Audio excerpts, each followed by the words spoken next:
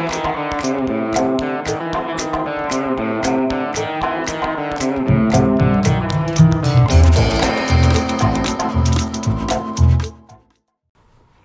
everybody, welcome back. Nate, welcome here. Thanks, I appreciate it. Welcome to the show. Check out what he donated to the operation. What do we got coasters here? We got some just like forged textured coasters for you guys here. So we'll, oh wow. Man, these are fancy as Yeah, hell. you telling me we can get rid of these hunks of plyboard coasters that Aubrey made? Hey, I spend minutes on those, you asshole. Man, That's true. You did spend hard minutes on those. I can't untie these. Can I cut it? Yeah, go for it. I have a knife. We'll grab a knife.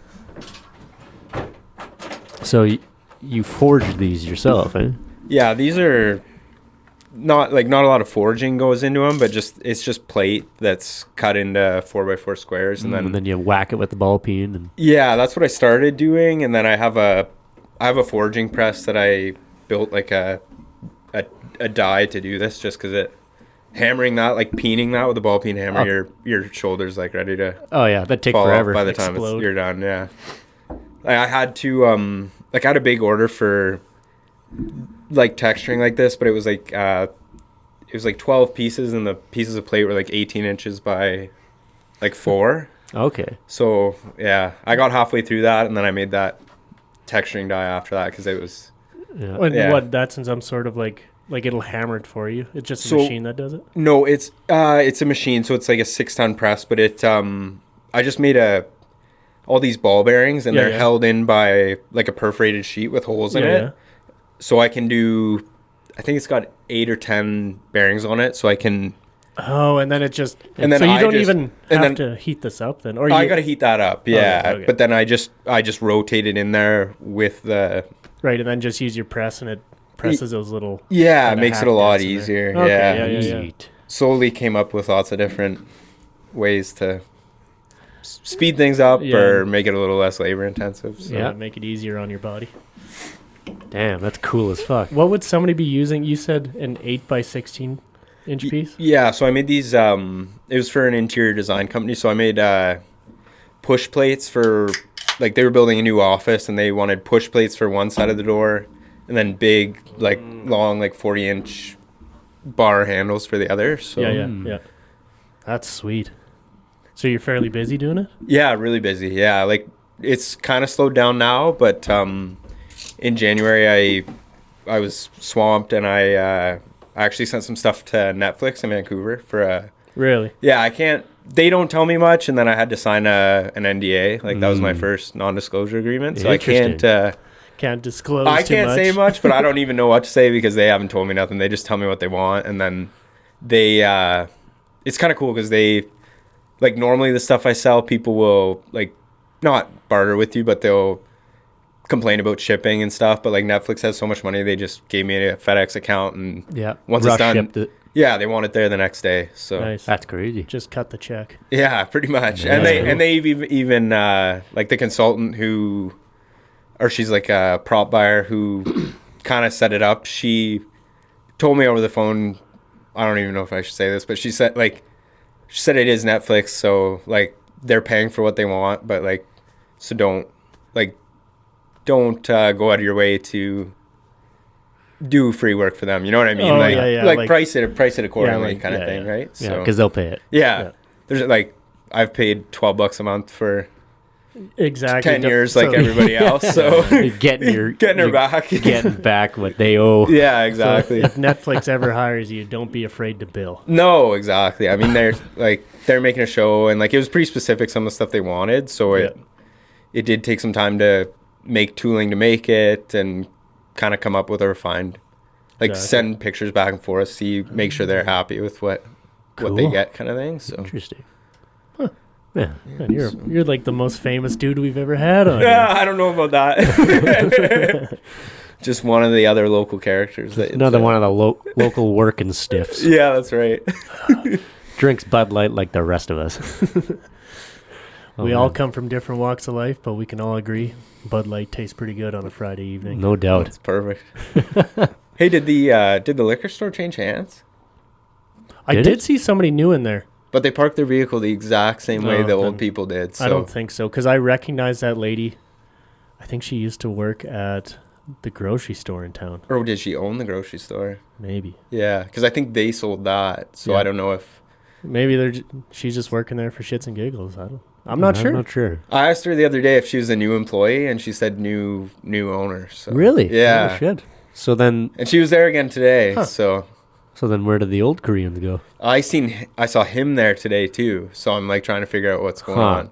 If everybody's living in the apartment there, co-owners or something like that, like they're going halves on it, or a handover. I'm not sure. Maybe there's a handover period. Well, I got a bunch of recycling to haul in.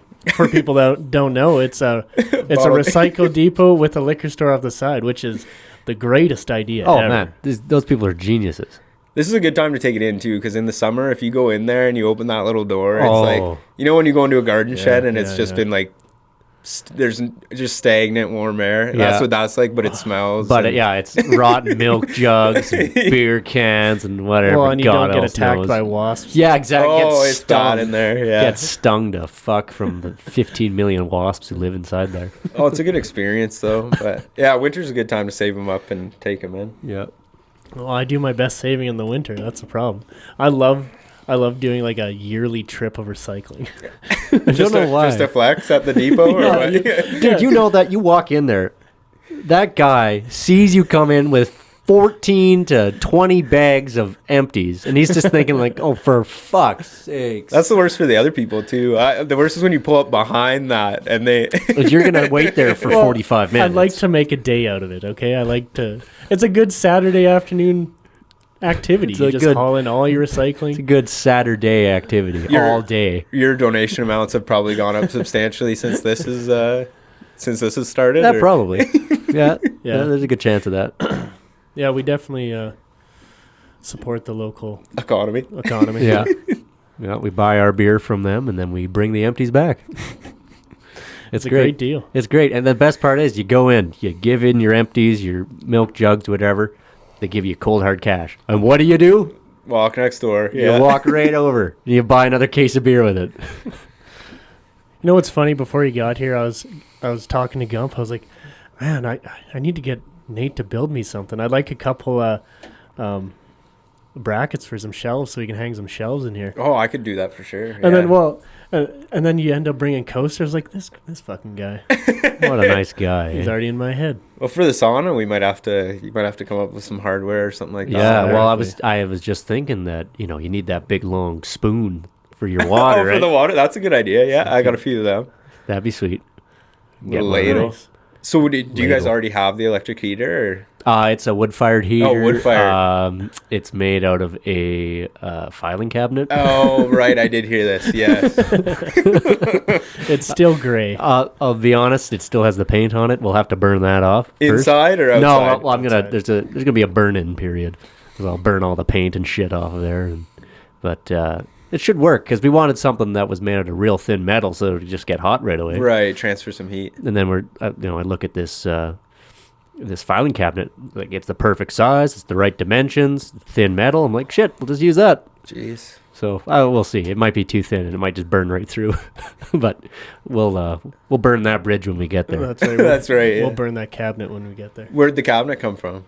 Oh, who knows? Up the hill? No. Yeah, probably the dump. The dump. Speaking of which, good chance of that. I'm DMing back and forth with Nathan, and he's like, "So is the dump guy coming on?" Like, no, I don't want him on here. Yeah, let's get Roger on here. Fucking dump guy. Oh, I'm sure that guy's got tons of stories. He chats my ear off every time I'm there. Yeah, I keep my conversation short with the guy. Yeah. I don't know why he scares me. That's because he used to yell at you when we were little kids. Oh yeah, see, I've met him as an adult, so it's like a little bit. It's a whole different game. Yeah, it's a little bit different. That's true. He did yell at us. He used to chew you out for, I don't know. No, picking around in the junk. Well, one and time stuff. I was hauling a barbecue to the dump, and instead of grabbing it and throwing it off the pickup, I just opened my tailgate and floored it in reverse, and then mashed on the brakes and went flying out my tailgate. Slammed the tailgate, and he stopped me at his shack and was yelling at me. It's like, has it been the same shack since you guys were a kid? Or Oh yeah. Oh yeah. Really? Same guy since I was 5. No, he's Probably more. No more. He's been there longer than I've been alive. Oh fuck. Yeah. I'm 25. So I wonder if Nihil County gives out like nice 25 years of service. Yeah, do you think- like a pen set Yeah, or something like that? a medal. Medal, yeah. Medal of Honor. They got do they have like a dump guy union where they give out a Medal of Honor for if you've managed to stick it out 30 years? It's a thankless job. It really No is. doubt. the Association of Trailer Park and Trailer Park Supervisors. Yeah, the Association of Dump Guys. I just when we first started going there, when my parents moved up here, he was kind of not you just kind of had to work your way in, and it's just better to be on his good side because then you can take. And then you just you can do your he can thing. tell you to get the hell out. Yeah. And you can pick through the shit. But yeah, if you're real nice to him, you can take a few. Oh yeah, things you scratch his back, he'll scratch your back. Oh yeah, I always take a good long look in the metal area and It's all kinds of treasures up there. drag some stuff home. Yeah. So. Yeah. Oh, that was our Saturday fun growing up. We'd always, haul garbage on Saturday. So we'd haul a few bags of garbage, and then we'd drive down to the metal and Take a walk look. around and pick Walk through. around. We picked up a lawnmower that was nicer than the one we bought. Yeah. We bought one from somewhere in Three Hills, I think. Is that where we bought it? It was just a maybe little. maybe it was like Princess Auto. I It can't was remember. an MTD Oh, like a push little mower. add-on? Oh, No, a push. push mower. Just red. We bought it, and I think we used it for 2 or 3 years. Yeah. And went to the dump and found Another the one. exact same fucking model, and it was even nicer. Yeah. It's perfect. I think maybe the carb got gummy or something he like still that. has it. He still uses Yeah, it. he threw out the one that we bought because that one keep quit the working, other one. and the other one is still going. do you guys push mow this place? No. No. Just No. around the trees and stuff, Right. just kind of cleaning up. The edging stuff, yeah. Plus, Yeah. when we were kids, we used to we'd go uptown and mow all the old ladies' lawns. Yeah, And, we had my aunt, or our great aunt. our great aunt who and else did a we couple do? of great aunts, and then An a couple other people, Yeah, an just some older older couple. couples. Yeah. And we'd do that, and then they'd always pay us way too much money, and You guys are like, oh, here, take a couple $100. I was like, what? A couple $100 for three mowing trips? Are you kidding me? No, it's good. You can take it. All right, we'll take it. Yeah. the other guy with the lawnmower, he wasn't mad you guys are on his turf or what? No, we were the guys. You were the guy. You handed off the torch to him. Yeah. There's a kid doing it. Oh No, no, the you're guy- thinking of Odd Jobs John. John, yeah. Call John. Yeah. No, that was what I was done push mowing when he came around. Oh. I'm pretty sure. About the time I was The 16. market was wide open. Yeah, he moved right in. Yeah. Bit of a power vacuum. Yeah, that's but right. before that, we ran the cartel, the Yeah. lawn mowing cartel. That was us. Don't disrespect my turf. Yeah. So you guys didn't have a contract with the town or nothing though? No, during we the park? Just knew the right people. Yeah, that's right. People needed lawns mowed. We'd say, hey, we'll do that. we for were in the private industry. you. Yeah. Yeah, that's right. Yeah. But our great aunt used to cut some nice checks for 12, 13-year-old me, Gump. Oh shit, yeah. I Paid mean, for this equipment. I mean, here we are. Well, I spent it all Oh, yeah. years ago. as soon as he turned 18, all turned into Bud Light. Yeah. Yeah. Shout out to Bud Light. So Nate, you're originally from Ontario. Correct. Yeah. Now we won't hold that against you. Oh, but, please don't. No, tell us. Where are you from in Ontario So originally? I grew up in southern Ontario, like in Niagara area, in between St. Catharines and like Burlington. So I grew up. I went to high school in Beamsville, but then we had 40 acres up above what's called the escarpment there. Okay, yeah. Where I guess where the water from the lakes would have originally been. Like it's like a big cliff shelf kind of thing. So we live above that. And then, I moved out here in 2012, right after, like 2 days after I finished school. And my parents came at that time too, because they'd never been out here. And then they liked it. So Kind of fell in love with the area. Yeah, Because you guys so- moved to Arikana first. yeah, right? so they came out here in maybe 2013 or 2014, Yeah. and that's when they bought that, and then they still had our place back home, and then kind of the market was kind of strange there for a bit, and then it's really hot there now, so they got out of that in 2016 kind of thing, and Nice. now they're in Nihil County here. Nice. Yeah. It's funny because I know your dad better than I know you. Like I've worked for him for I know, a few times. I know, like And you know my dad Yeah. better than you know Shit, me. I've played beer pong with your dad before. yeah, I did hear about I that. forgot about that. He was killing it. Oh yeah.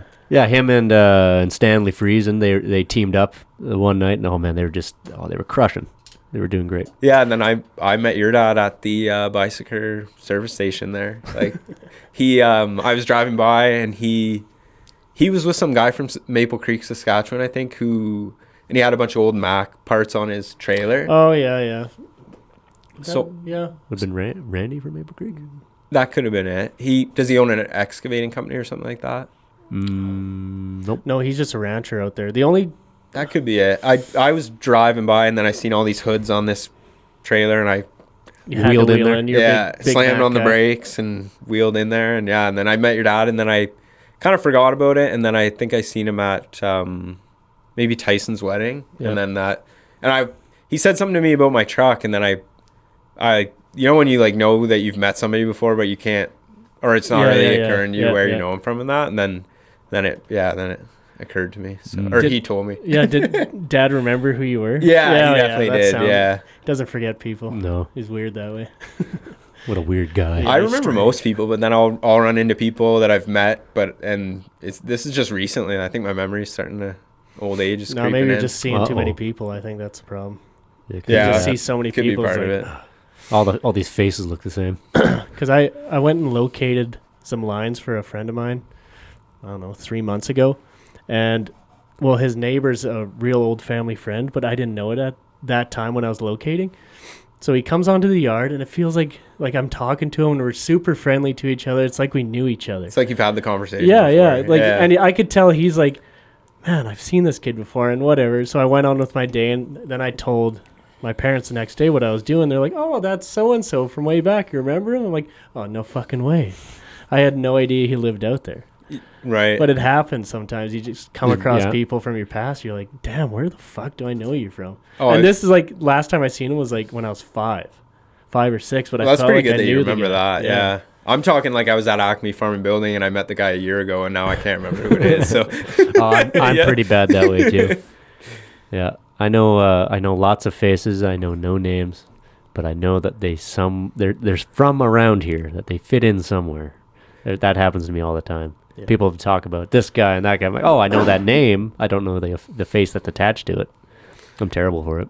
yeah, like when you and I were talking about coming on the show or whatever, I told my girlfriend a while ago, but I hadn't told anybody else. So I was at my parents for dinner today, and my mom and sister were there, so I told them both. And like my sister, like, I don't know if she thinks I'm making a bad life choice by coming on the show, and then my mom thinks it's like way more wholesome than it is, so she's like excited. Oh, no. And then my girlfriend, she's like, anything you say can and will be used against you. So I'm like, okay. So we got a mixed bag of reviews here. That's funny. But then my sister came around, like she was like, do they have an Instagram page solely for the podcast? I'm like, yeah, check it out. And then she ended up being kind of excited by the time good. Hell yeah. all was said and done. So Yeah, we're accountable for our words. We just don't give a fuck. Yeah. Well, maybe in a few years, someone will make a compilation of me saying the word fag, and then we'll get canceled, and that'll be the end of it. But until then, we're continuing on as if normal. right, yeah. As long as they take it out of context and everything, like it's just Oh yeah. Oh, they'll kill you. They'll kill you that way. Yeah. So it's already too late. So we're just trucking. We're just trucking on. Yep. Keep Just- climbing. just gotta get lots of viewers and momentum before that, and you'll be. Exactly. But we have none of that, so that's why we're safe Oh, right come on, now. yeah. We're safe that way. We can do and say whatever we want because no one gets offended. That's right. When are you guys taking this like AM FM? Well, as soon as I figure out how to open the locks on the AM/FM transmitter station. What do you got to do? Do you got to like buy a license to a Oh, I have no idea. That's never really been on the radar. 24-hour? Making it a 24-hour radio show. That would be tight. Do you guys watch King of the Hill at all, or have you watched King of the A Hill? little bit. Like, Yep. there's an episode where Dale Gribble, like the guy, he's the skinnier guy who chain smokes Yeah, with the yeah. glasses. Pocket sand. He like starts his own pirated AM radio show, and he's like down there chain smoking. He's on the air for like 60 hours straight. Like and it's just like conspiracy talk, and he's calling into his own show. And, like, it's great.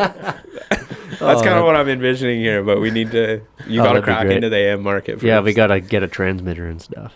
There's actually there's a guy out by Rumsey who he has an AM radio station, and you can hear it all the way east to the Big Valley Highway, and then all the way west to the Red Deer River pretty well. Oh wow! So you could just be good area. You could be local. You could be like Sunny Slope, Linden, North Side Acme. Maybe AM's gonna make a comeback.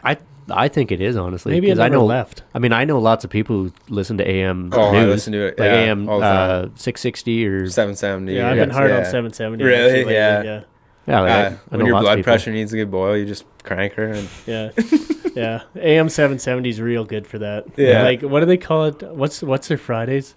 Free for all Friday or something like that. Free for all Friday. Yeah, yeah. And people just call in. That's what you guys need. You guys need then you could do stuff on location, like Oh, that'd be sweet. business Brothers spotlight, Radio Live. Diamond M, like Here on location. here on location at Diamond M, we're gonna Talk about the pizza review. Do a pizza review. do a pizza review live. That'd be tight. Yeah. That's a good idea. Yeah, so I spend a lot of time in my truck at work and driving around like west of here and stuff. So I'll listen to 770, and then when I need to lighten her off a bit, I switch her back to put Brothers Radio on Spotify and kind of mellow you out a bit. Yeah, chill you that's out a little bit. Yeah. Bring the mood down. Yeah. I just need I need just a little bit of bullshit. I need just to hear someone talking about balls for about 20 minutes. Yeah, that's right. Can't worry about all the world's problems all the time. Well, we since the restrictions got lifted there the other day, my girlfriend and I went to a Flames game yesterday, and we just for fun, we listened to the sports talk station after that leaving, and it's I don't know how you talk about one hockey game for 24 hours, but they you can do it. They do it. Oh yeah. You guys could. That's what I'm saying. The vision for this 24 hours thing, you guys could fill it. Oh man. Local advertising. Is there anything in our life we enjoy that much we could talk about for 24 hours? Well, not Bud any Light? one topic. Could but we talk about Bud Light for 24 hours? I don't know about any one topic, but we could probably string together 500 topics.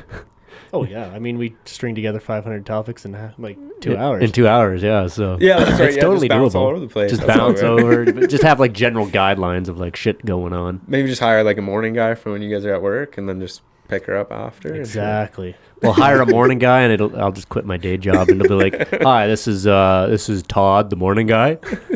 We could have multiple personalities, yeah. Way ahead of you. That's what I mean. That's what I mean. Way ahead of you. We'll just let them monkeys run the show. Chaos will ensue. Hey. Yeah. Yeah. That's awesome. So who does the memes on the page? That would be me. That's you. Yeah. Yep. I'll be honest. I do almost all of the uploading and the editing and the memes and everything. And Aubrey brings the beer and the funnies. Yeah, I have some pretty good punchlines. That's what I bring. He's not I'm a very disco computer ball. savvy, so he does his best. But he makes a couple posts here and there, and then I have to go in and correct his grammar. Edit it. Edit the caption. There's some though that I definitely appreciate that I think maybe go the fettuccine alfredo and that I thought that was hilarious, but a lot of people probably didn't find that funny. You know what I mean? Yeah, you wouldn't download a fettuccine alfredo. Yeah. See, I love that kind of shit. I am a huge fan of what's called shit posting, which is when you take something and you warp it so beyond human comprehension that it's nothing but funny. It cannot be perceived as anything else except funny. Right. So I love that kind of shit, just weird videos of a cat, saying bruh or shit like that. Just insane things that some guy made after his 4th day of cocaine straight, just put it together on his computer.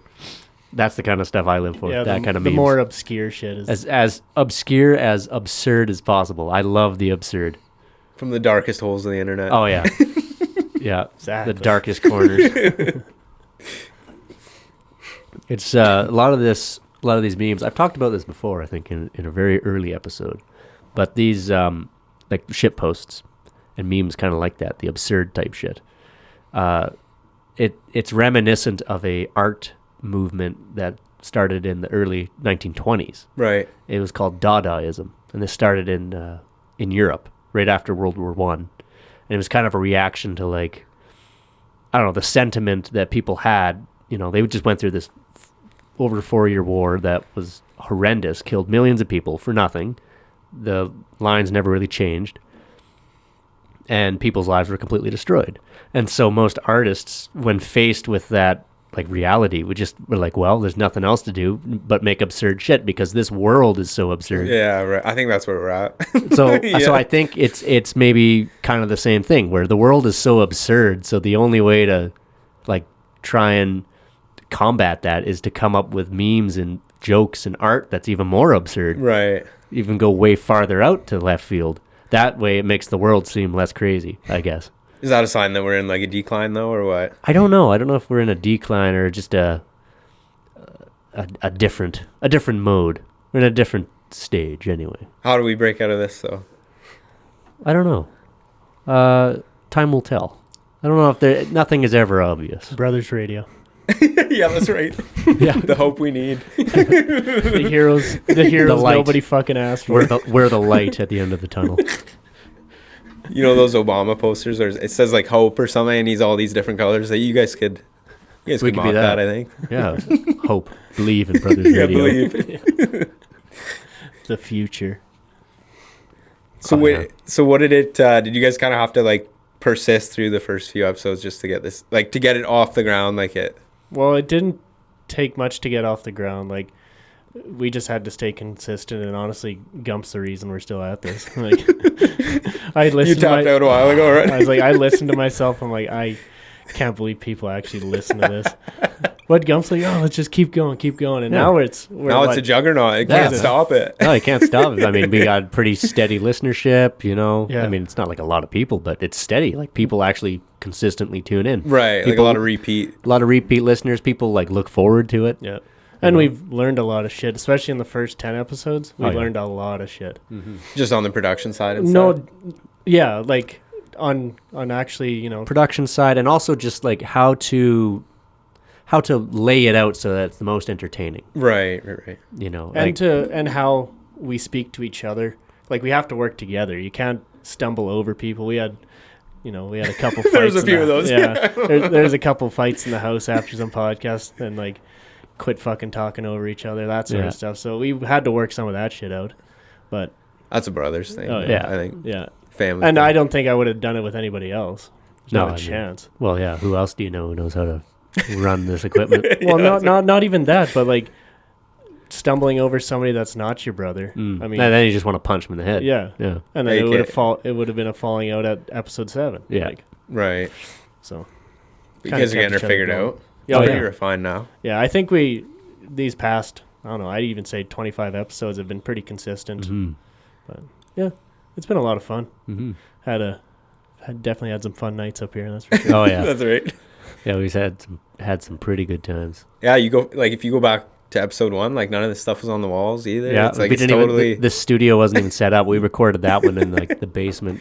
Oh really? Over there, over at my parents' place. So Yeah, I wasn't even here. The first two were over there, and then the third episode was in here. Was this all framed in and everything already? Yeah. Yeah. This room was all here, but it was, you see all that stuff just outside the door? It was Right. all packed in here. It was completely full. So we cleaned it all out and slowly been picking away at it. This is my parents' old kitchen table. And then I just drilled holes in it. Oops. And then put some You guys lights had a in it. retro one though, didn't you? With the Yeah, like the it's old, downstairs. What do they call that material? It starts with an A. Arbor. Yeah. Arborite. Yeah, Arborite. right. Yeah, the old arborite table from like the 50s. Yep. That's a beauty. Has nice chrome legs. It's in good shape. It's I a good love table. that table. It's a good table. It was up here. Too nice to drill a hole in that one. Oh, yeah, Or exactly. did you? No. These mic stands came with clamps, so we just clamped them to the edge of the table. Right. Yeah. So Yeah. It's impressive. it's been a lot of fun. Is I'm this glad that- Neil's only podcast or its top podcast? You know, As far as I know, it's Knee Knee Hills, Hills. Maybe both. this is Knee Hill's top podcast. It's also the only one. There's got to be somebody somewhere. Well, Terry Huxley has her own podcast, but that's, of course, That's Starland. Right. Uh, Creeping into special areas Yeah, country over there. Yeah, Yeah. absolutely. She's She's a got the lot of special fun. areas market cornered. Yeah, because she works for East Central Review, does she not? Yeah, she's a journalist as well. So So They she- got phones out there and Yeah, recording they equipment even and have stuff like power. that. Oh, it's unreal. they've had power since like the 80s. Okay. It's pretty crazy out there. Like we went down to Cypress Hills in the summer down south of Medicine Hat there, and then I wanted to go straight north pretty well to Acadia Valley, and then we came straight west across. So like we were right on the border, Alberta, Saskatchewan, and they're like ghost towns, and like it's crazy. It's desolate. It's wild, yeah. Like there's towns that still look like they're from the 50s or 60s that there's like 10 people living there, and all these buildings. Like it's pretty cool. No, you go east an hour of Hannah. It's pretty desolate out there. You know? Oh, you see some cool stuff. Yeah, I like it out there, but yeah, I enjoy it. I enjoy the lack of people out there. Like there's just that's the best part. And it's not. I mean, we're in a rural area, but Linden is kind of it's straddling that Edmonton Calgary corridor, so it's pretty busy. Yeah, it's for the most part. There's lots going on here. This is a pretty good spot to be. Like lots going on, but not too crazy. Not too crazy, but like enough going on that you can actually do. Like you're not totally. Yeah, there's lots of work out here. Yeah, you could start a business, and there's people who would support it and stuff. Where out there, I don't know what. Like what would you even do? I don't know. What would you get started in if you were just a young guy? Well, it would definitely be a little tougher, like for your blacksmithing, if you're out in the middle of nowhere like that. Like you have to travel for everything to get your stuff even out, to the post office. Everything. Yeah. Like I saw a lot online, which is nice, but like I don't even know if they like where the nearest post office or if they know how to send anything more than a letter mail or. Well, coasters, I guess you could put in a little package. But yeah, it would be a lot tougher. Oh, for sure. Yeah. And getting material out there, it just costs more. Yeah. Yep. Houses are cheap though. That's true. Land is, I've seen some cool ones out there for like 40, 50 cheap. grand, like no mortgage, just straight cash. That's right. Sweet. I bet taxes are cheaper out there. Oh, probably. Yeah, special areas I can't imagine. Like I think taxes are actually non-existent out there because the tax man will never find your house in that sea of grass. He doesn't know where you're at. He doesn't know where you are.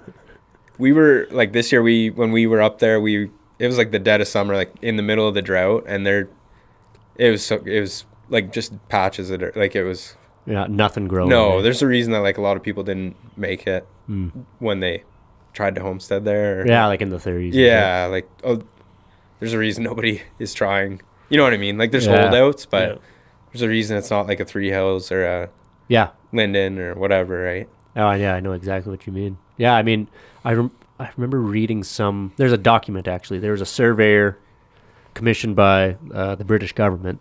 This was in like 1800s or I don't know, 1850 or 1860 or something like that, to classify the prairies and other parts of Canada in terms of its viability for agriculture. And I can't remember what they call it. They call it the something triangle. It's named after that guy. Palliser Triangle. Palliser Triangle. Right. And inside that triangle, he deemed it to be unfarmable. Yeah. Basically desert. Which is crazy because we're kind of on the, like if you look at that on a map, we're not far off. Yeah, like here. Search it up. See if we can get a picture of that. Like I think it includes stuff like Drum and. Oh, absolutely, yeah. And a little south of there, and then it's beautiful ground here, and we're like 20 minutes away, right? So that's really interesting about this. So here. Oh, okay. What he deemed to be completely unfarmable is actually today's Medicine Hat, Lethbridge, Tabor would be in there, I think, right? Yeah, just on the edge of the Tabor, red, Bow Island. This is now like in this area, some of the best, which it's all irrigated. Yeah. Right? They built irrigation canals, so now that's like some of the best ever. We're kind of on that edge where it's so he classified it, black soil, dark brown soil, and then brown soil, meaning like really dry, shitty. Yeah. And so he basically said that like this whole area here, like no reason to even consider putting people there. Yeah. Because you can't farm it. Because they won't fail to farm it. And now, there's like Medicine Hat, Lethbridge, like tons of towns in there that are pretty well off. I guess Medicine Hat because they have all that natural gas, but right.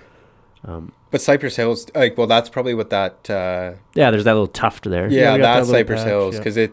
Have you guys ever been down there? Or? Yep. Yeah. One time we went camping there, and it stormed hard. Oh, yeah. Yeah, we've been in they get some wild rains there. So. Yeah, I think it's got to do something with that quick elevation change. I think so. Yeah. Somehow it fucks with the humidity or something like that, and it builds clouds like crazy. Yeah, we we had a crazy storm there too, and you're looking up, all these trees are like so small around and they're so tall, and I'm looking straight up and they're all like waving. Yeah, probably like 20 feet from where they start to where they finish. And I'm like, oh man. We were stuck in a tent. Oh yeah. Yeah, everything got a little wet that night. That storm came fast. Yeah.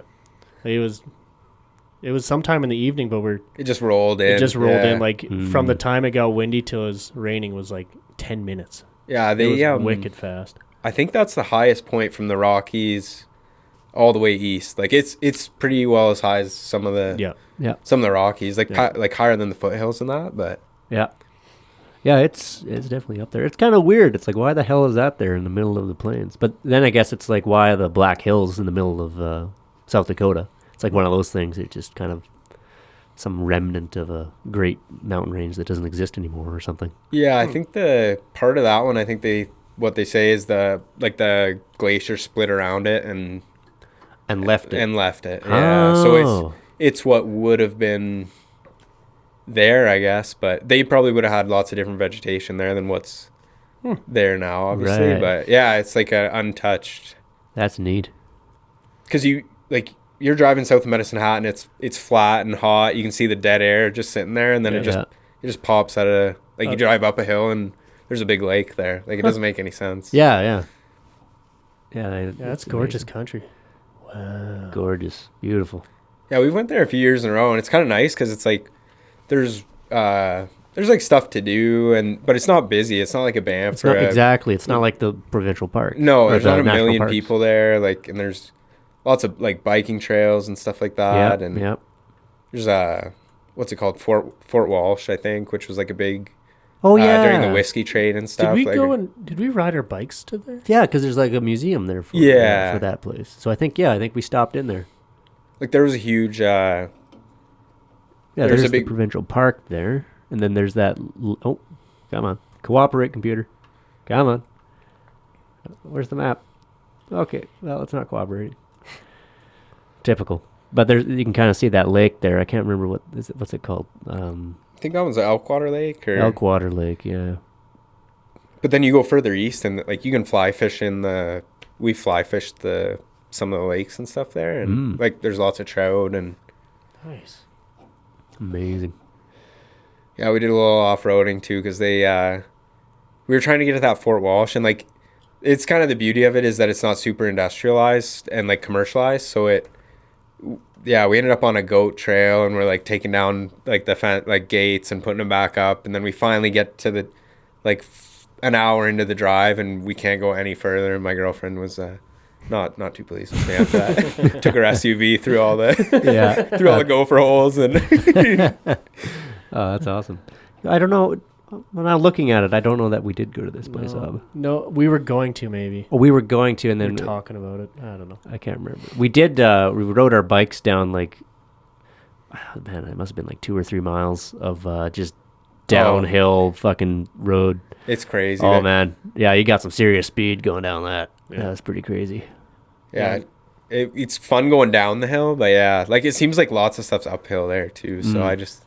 Well, luckily we had a pickup. Yeah, that's right. That's what Toss you need. The bikes in the pickup, go up there. Yeah. Oh yeah, I love Cypress Hills. I gotta make it down there again one of these years. Yep. Yeah, it's fun. There's lots on the Saskatchewan side too to do, and that Fort Walsh. There's, I forget the history behind it, but during the whiskey trade, there was a big battle fought there, kind of thing, and there. Interesting. Let's see. Alberta's best kept secret. Let's see. It is. Let's look at these. Northwest Mounted Police headquarters from 78 to 82. Cypress Hills Massacre, that's what it was. Oh, wow. Where are you seeing that? A little higher. Higher. John A. MacDonald, just above that. Oh, typical. John A. MacDonald Massacre. Yeah. Yeah. That drunk bastard. Okay, yeah. Fort was intended to curb the illegal whiskey trade and protect Canada's nearby border with the United States, and aid with native policy. These factors have been brought to public attention following the Cypress Hills Massacre of 1873, and resulted in Prime Minister John A. Macdonald's establishment of the Northwest Mounted Police. Fascinating. So this is the original Mountie headquarters for it was incorporated as just the Canadian Mounted Police, Royal Canadian Mounted Police, and then their headquarters changed to Regina, I believe, which is where it is today. Which is crazy when you, like, when we were down there and you're in the hills, like, that's so far away. Like, the swath of land that they had to cover, and they're, like, on a horse, like... Oh, that's just saying. It's insanity. Well, you gotta think about those guys. You're basically you're in a hostile country, essentially. Like, it's nominally, it's Canada, technically, but the only thing enforcing any rule is you. And, you can't be many places at once. Exactly. You got 100 buddies or something like that living in this camp. And you guys, your job is to maintain discipline and law for 300,000 square miles or something like that. Like, through crazy country too. And most of those people don't even know you exist. So you see some guy in a red suit ride up. You're like, why is this guy telling me how to live? He's from out east. This guy from Candyland. What the fuck is he wearing? I'm not listening to this guy. Go away. The fag convention's that way. Wearing bright red in the prairies. You stick out like a sore thumb. So you guys haven't been down there for a long time then? No, I think I was probably 13, 14, something like that. Yep. It was a while ago. Ron took you down and... Yeah, the four of us went down there. Yeah, met up with some family from Saskatchewan. Right. It's kind of a good halfway point. Yeah. Yeah, it was fun. Yeah, never been back, but now I really want to go back. Yeah. It's a good idea. Yeah, we've trekked to like some of the far corners, like the far southeast corner we did one year, and then my girlfriend's from New Brunswick, so she's all about trees and water and that, and then so what do you mean there's lots of water out there? Oh, there's not much and not many trees. So like the one time I took her down to like Many Berries, if you know where that is, far southeast, like where the road stops. Yeah. And we're driving through these little rolling hills and tumbleweed is going across the road, and she wasn't her favorite. Can't get this in New Brunswick. Yeah. Well, the one time she went back at the beginning of the pandemic to, like, just in between jobs, she went back to visit her family, and she came back, and I told her we were going to go camping, and she's like, well, is there going to be trees and water? And I said, yeah, I promise there will be. And then we start driving east, and we're like going towards Medicine Hat. And then she thought I was messing with her, and then we pulled into Cypress Hills, and she loves it there. So it's like, I pulled it off. Yeah, going camping, heading east, that's a bad sign. Yeah, and it's like 30 degrees out, so which we've done some nights down like south of Brooks and stuff, like in little municipal campgrounds and stuff, and you're just sitting there baking in a tent through, like, it's just hot. Yeah. Hot and dry. Oh yeah. Yeah. So when did you start blacksmithing? More seriously, probably like the last 3 to 4 years, I would say. But I've always, my dad collected a lot of the tools and stuff. So, like, I have a picture in our house of, I'm probably like 4 years old, and I'm running the coal forge, and then my dad's kind of showing me like what to do, kind of thing. And then cool. Yeah. So I like grew up around a lot of that stuff, and then the past 3 or 4 years, like, I started really getting more serious and collecting, or like gathering a lot of the bigger tools that you need to, like, power hammers. Yeah, big and trip hammers. And trip hammers and presses and. Sweet. Yeah, like I had a trip hammer since like 2013. I bought it at a Rumsey there, and then kind of had to sit on it just because I didn't have this spot to use it and stuff. And then I bought a few more since there down by Bow Island, and that stuff just like makes the job so much easier, and you can actually get stuff done. Yeah, you can actually produce things. Yeah, in a reasonable amount of time, I guess. Man, you would have really loved our grandpa's shop. Well, I guess it's our uncle's shop now, but had big presses, like big ones, like huge gears and everything. I don't even know what brand they are or anything. Oh, fuck, they're old though. They're really old. Pretty old, like you're probably 1920s or older. Yeah. Yeah, next time you see my dad, ask him about grandpa's tools, but like just big equipment. Yeah. It's hard to find some of that stuff, especially like in good condition, and then with like what's that TV show called? Forged in Fire or whatever. Like, it kind of had like a bit of a renaissance, so like the prices went up a lot on stuff like that. But then the past year or two, like lot of the people who bought that stuff up are now. Yeah, it was like a fad. Yeah, they're now like, they're getting back I'm out of it. gonna get into blacksmithing because it's cool. I'm gonna make a sword, a samurai sword. And then they realize like it's like such a hard thing to actually like the amount of stuff that you got to make before you make something good is like consistently is crazy. So a lot of people just it either fizzles out or you don't have the time or Well, it's like any hobby, you got to screw up a lot before you get real good at it. Yeah, and then I'm kind of sporadic. Like I have a lot of different hobbies and I get obsessed with one at a time, but selling stuff makes me actually like have to stay committed. You know, not that I wouldn't be committed to it, but I'd find something else that I'd be obsessed with for a while and then come back, and you can only do so many. Yeah, you got to pick something to that's right. make money on. So yeah, I guess that helps you pick it. No, it's been if a you good. can actually make money doing it, then yeah, it takes a while to build it to that, but then I was doing it part time for quite a while, like probably a year, and then the company I was working for sold, and everybody got laid off, so they and I already kind of had enough momentum going, so I was in the middle of buying the house I'm in too, so I gave the bank all my pay stubs and that, and then they got approved on that basis and then lost my job like a week later. And I'm still going through the deal, and I'm like just not telling anybody. And then kind of freaking out a little bit. You're like, a little bit, but like consistently I was selling like enough stuff to cover what I need to cover. Like, and then it just took off like through the pandemic and stuff, like online. It was crazy. So then so I did that like full time for like 6 or 7 months, and then went back to work and started. There's easier ways to make a full time income, and then kind of just raised my prices a bit and tried to do that part time, but make sure it's worth my while. Because like you say, like there was some nerves when you get laid off, and that's what you're doing first, like full time. So like kind of kept my prices somewhat lower because you want to keep work coming in the door, and then now that don't really need to worry about that quite as much. So I'm actually keep it more artisan. Yeah. For more of the yuppie crowd who doesn't have a clue. Try to. And still sell some small stuff too, but make sure the margins are good on it and I'm not giving it away. You know what I mean? Yeah. Sometimes you crunch the numbers. Yeah. So where do you do most of your blacksmithing? At your dad's there? Yeah, so I got a spot set up there.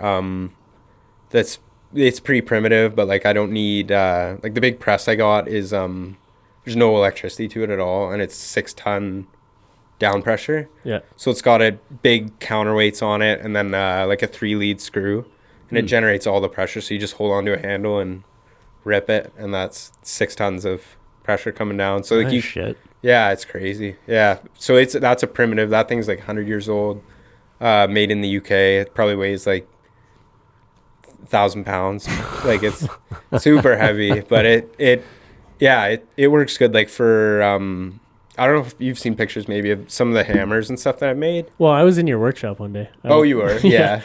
I needed a chain. Oh, I had to load. Your dad had a 3-point hitch blade. Oh, okay, that he's just sold. And he had me loaded. I had the backhoe at your parents'. Oh, when you were doing that gas line? Yeah, right. And so I went in there and I was looking at all your shit. Oh, it was probably a mess. It was. Yeah.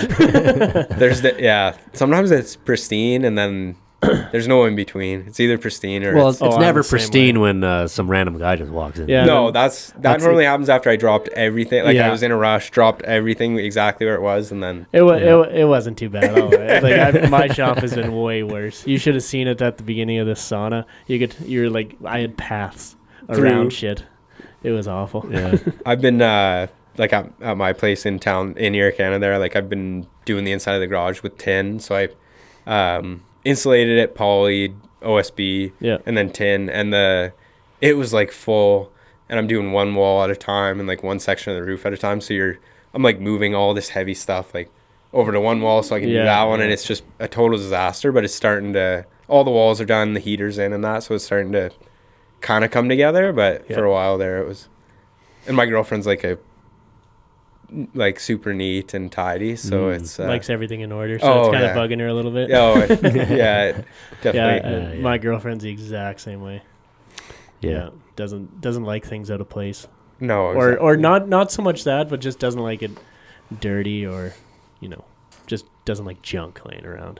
I never thought it would happen, but like it's starting to rub off on me a little bit, so like I'm kind of getting more, my vehicle looks a little cleaner and tidier, like, and it's I never thought that would happen, but that's what happens. Were you one of those guys that just throws everything in the back seat? For quiet, yeah, like especially when I'm working and stuff, like sometimes like when it's minus 40, like I don't want to get home and stand outside and sort everything. It's it's freezing. It's way too cold. Yeah, so after that cold snap where it was freezing for like 3 weeks, I had to, there was like... Yeah, it's hard to be organized when your pecker is freezing off. So. Yeah, that's right. So I understand that battle. Yeah. So you're going to do most of your metalwork in Araucana now? Is that what you're trying to do? We'll see. I think the plan is to, at some point here, get a CNC table, like a plasma table, and start doing a little bit of that. And maybe some like ornamental pieces and stuff, but then a lot of like industrial type stuff, like cutting for people who are manufacturing something. Yeah. Or, and then I've got some ideas that I kind of want to build something, but it's like I've got it in my head what I want to build, but I'm not as good at drawing. So like to come up with all the drawings and send it to somebody, have them cut it, pay them to cut it. Like, it's easier just to have it right there. And you draw it up, you cut it, and you can do something with it right away. Right? Yeah, exactly. You don't have to wait for it to get shipped in or anything. There's always that fear is you spend all that money and it's not what you had pictured. Yeah. At least if you do it yourself, it's like, well, that's not what I pictured, but it's going to be a lot cheaper if I screw up. Yeah. You know? Yeah. And sometimes like if, there's certain scenarios where like you start spending enough money that you could have had what you're paying. You know what I mean? Yeah. Like, yeah. If you have somebody, or if you're paying that much to get something done, like you might as well do it yourself. Yeah. Get all the equipment to do it yourself. Yeah. You'll find that you paid for theirs and you still don't have one, right? So it's kind of exactly trying to, but it's hard to put all the pieces together to make sure, get everything and make sure you still got some stuff cash around to buy steel and that. Like steel's 4 times what it was before the pandemic started. So no kidding. Fuck. Yeah, when are you selling your house in Araucana, moving to Linden? Well, that's like kind of in the cards at some point here in the next. I've got my eye on a few spots around the area. It's just kind of hard sometimes. Like this is such an established area. It's kind of hard to pry. Yeah. And then and like my girlfriend and I have kind of toured around and looked at a couple around here and that, and but it's sometimes if it's in a family, like even if they're not using it, like it's they'll still keep it. Yeah, they'll still keep it even if it's sitting there not really doing anything. So you kind of gotta tread carefully and talk somebody into letting you buy their acreage. Yeah, or a farmstead, like an older farmstead or something. But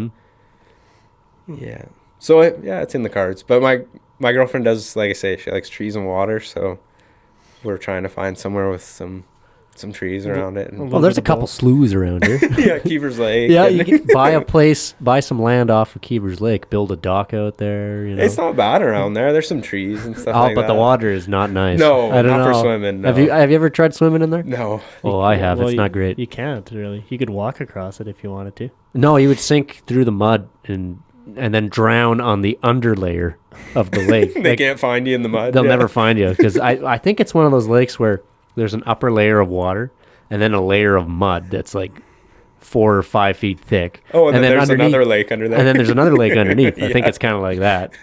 So gross. They used to water ski on there. It used to be way taller, yeah. So way deeper? Yeah. Way deeper. You know, so the campground that's there now, there's like kind of an upper level and then there's a bank that goes down and there's a lower level, right? The water used to be up to that upper bank. What was running into there? That the river that would come through here or what? No, it was never connected to anything, I don't think. I don't know why it was fuller. I think it's natural springs. Like in the past 40 years. Like our aunt remembers. Well, now it'd be like 50 years or something. Yeah, but our aunt remembers people like taking boats out on there. Yeah. Do you remember this one being higher across the street? Like that creek? It's always been like that? No, it's always looked like that. Our little, what is that, the Knee Hill or Lone Pine? That's Knee Hill. That's the Knee Hill Creek, yeah. Yeah, it's always been that low. I mean, this year it was super low because it's just a drought year. I've never seen the creek that low before. No, I cross it at a spot for work there. Like just north of here? Yeah, It's just rocks. There was nothing there. This heat of summer, there was nothing. Yeah. Yeah, I think, it's been that low before, but we would have been a lot younger. Yeah. So I wouldn't remember it. But No, it was definitely a bit of a shock. I thought it was a bit of a shock. There's always been water there at that crossing, at least. Yeah, right. Even Yeah, though I've always- seen it down to 4 or 5 inches maybe, but there's always flowing water. Now there's nothing. A little bit, yeah. Yeah. So why would Keevers dry up like that? I don't know. well, so it's fed by natural springs that come out of the ground, and I think what happened was that I guess the spring water just stopped coming. Like that aquifer either got depleted or diverted, I Right. suppose. Like all of a sudden that Pathway underground changed. exactly Yeah. changed and it started flowing somewhere else. So then it just stopped bubbling up there as much. Right. And they've pumped I don't know how many billions of gallons of water into there, but they have pumped groundwater into that lake to keep it where it is, and now it's like stabilized again, I think. Oh, so it was dropping continuously. It was, yeah. Right. It was like disappearing, and then they pumped a bunch more water, and now it's a little more stable, I think. Because I know up by Torrington, they're doing a bunch of dredging for gravel. Yeah. There's a ton of groundwater there. I think they're pumping it into Oh, that's where Keevers. it's coming from. Yeah, exactly. There's water. That's right, up near Torrington, near the dump. Oh, Bauer, is that Bauer's doing that? No, it's a county. No, they're just mining gravel up there, I think. Yeah, it should be enough gravel to keep the county roads graveled for like the next 20 years or so. Oh, wow. That's what I heard anyway. So, yeah. Nice. And I think Interesting. there's a ton of groundwater, and they're just pumping it into Keevers, I think. Yeah. So how deep would they have to go to get gravel like that? I think I heard 40 feet maybe. And there's water at that, right? Yeah. Huh, interesting. Yeah. I mean, don't quote me on it. I only heard it. This is all hearsay, This is all folks. hearsay, yeah. Through the grapevine. Through the Probably grapevine. fairly accurate, though. They are dredging for gravel in that area. That much is true. Right. We can verify that. Yeah, that's interesting. Yeah, you ever see like old I don't know what you call it, old gravel mines, I guess. Oh, There's like some a gravel quarry. pits. like an old gravel pit. Yeah, right. But like so up here, sort of on the other side of the valley, on the next gravel road here, it is so pockmarked. And so it looks like a lunar landscape up there because they you would mean just this quarter up right at here the- on the up- intersection? yeah, exactly. They used to dig gravel out of there. So all the 'Cause it was- gravel that was dug out of that quarter was used for the construction of Highway 21, Oh, okay. and And it was all surface level gravel, so they didn't have to dig very deep. Right. just So they stripped just the topsoil. Strip the topsoil and dig it out of the Sifted it, ground and right. sift it, and it would only be in certain pockets. So that it looks like a lunar landscape up there. So Right. there's fucking Pay craters attention everywhere. next time you go down that road, but there's lots of little, 8-foot deep divots in that This quarter. is just at the just past the dump. Yeah. Yeah. That gravel road, the Lone Pine Road. Right. Yeah, just on the west side of the road is Right. where they got all that gravel for the Highway 21. And I No, think that didn't was know. I didn't know they used that gravel Yeah. to build Highway 21. so though. That's whoever interesting. owned that quarter at that time bought that quarter for around $8,000, and Sold a load of gravel out of there. No. Or what? the first check he got from selling that gravel was $8,000. Wow. Jeez. Yeah, and then kept digging gravel out of there. So. Yeah, probably for another 5 years digging gravel. Or out of around there. $8,000. Yeah. That's insane. See, like in Ontario, it's all like dense like limestone, so they have to blast it. So old quarries, they call them, like they'll flood and you can go swimming and stuff. Like I've it's seen like pictures a big, of that kind of stuff. And Yeah. in the States, they have lots of that in like the South, Yeah, in that kind of the eastern. in the eastern part. Yeah. Yeah, I guess it's all limestone out there. Yeah. Like, because Ontario's right, like we were right above. Well, we were close to Niagara Falls, so like close to upstate New York and stuff. So a very similar landscape and stuff to that. but- Interesting. So that's where they get their gravel. They just blow up rock. Yeah, there's one right down from my grandparents. They just it's a huge, like an open pit Wow. thing where they're blasting all the time, and then they I think they must crush it. And Yeah. then, Take the big rocks, turn them into little rocks. yeah, that's right. You ever watch Django? No. Yeah, there's that line in there. They're going to sell you to the LeQuentin brothers. You're going to take a hammer and turn big rocks into little rocks, and that will be the story of Django. You'll do that for 25 years until you die. I did hear you guys talking about some Trailer Park Boys on the. Oh, yeah. I think it was the most previous. Yeah. This is another vision for the podcast. You guys could what's that guy's name? Steve Rogers. Like, I'm Steve Rogers. Yeah, Man on the street. yeah. I just like Reporting on the scene. when I'm Steve Rogers. Steve Rogers calls Randy. Randy in the trailer. Get yourself together, bud. I'm Steve Rogers. Because he doesn't believe it's him. He's like, I'm staring at you through your front window. Yeah. Put a Ricky, shirt on. frig off. This isn't a joke. I'm staring at you through your front window, bud. Get yourself together. I'm Steve Rogers. I think my one of my favorite episodes, it's one of the newer ones, I think, is when they host his bachelor. They host Steve Rogers' bachelor party. Oh, yeah. I think that's like season 8 or 9. Yeah. Yeah, And his wife comes around. Yeah, they run it all on his credit card, too. Yeah. don't they rack it up to like Yeah. 25 grand Oh, or yeah. even more? Oh, Yeah, yeah. yeah. That's what like- she gets.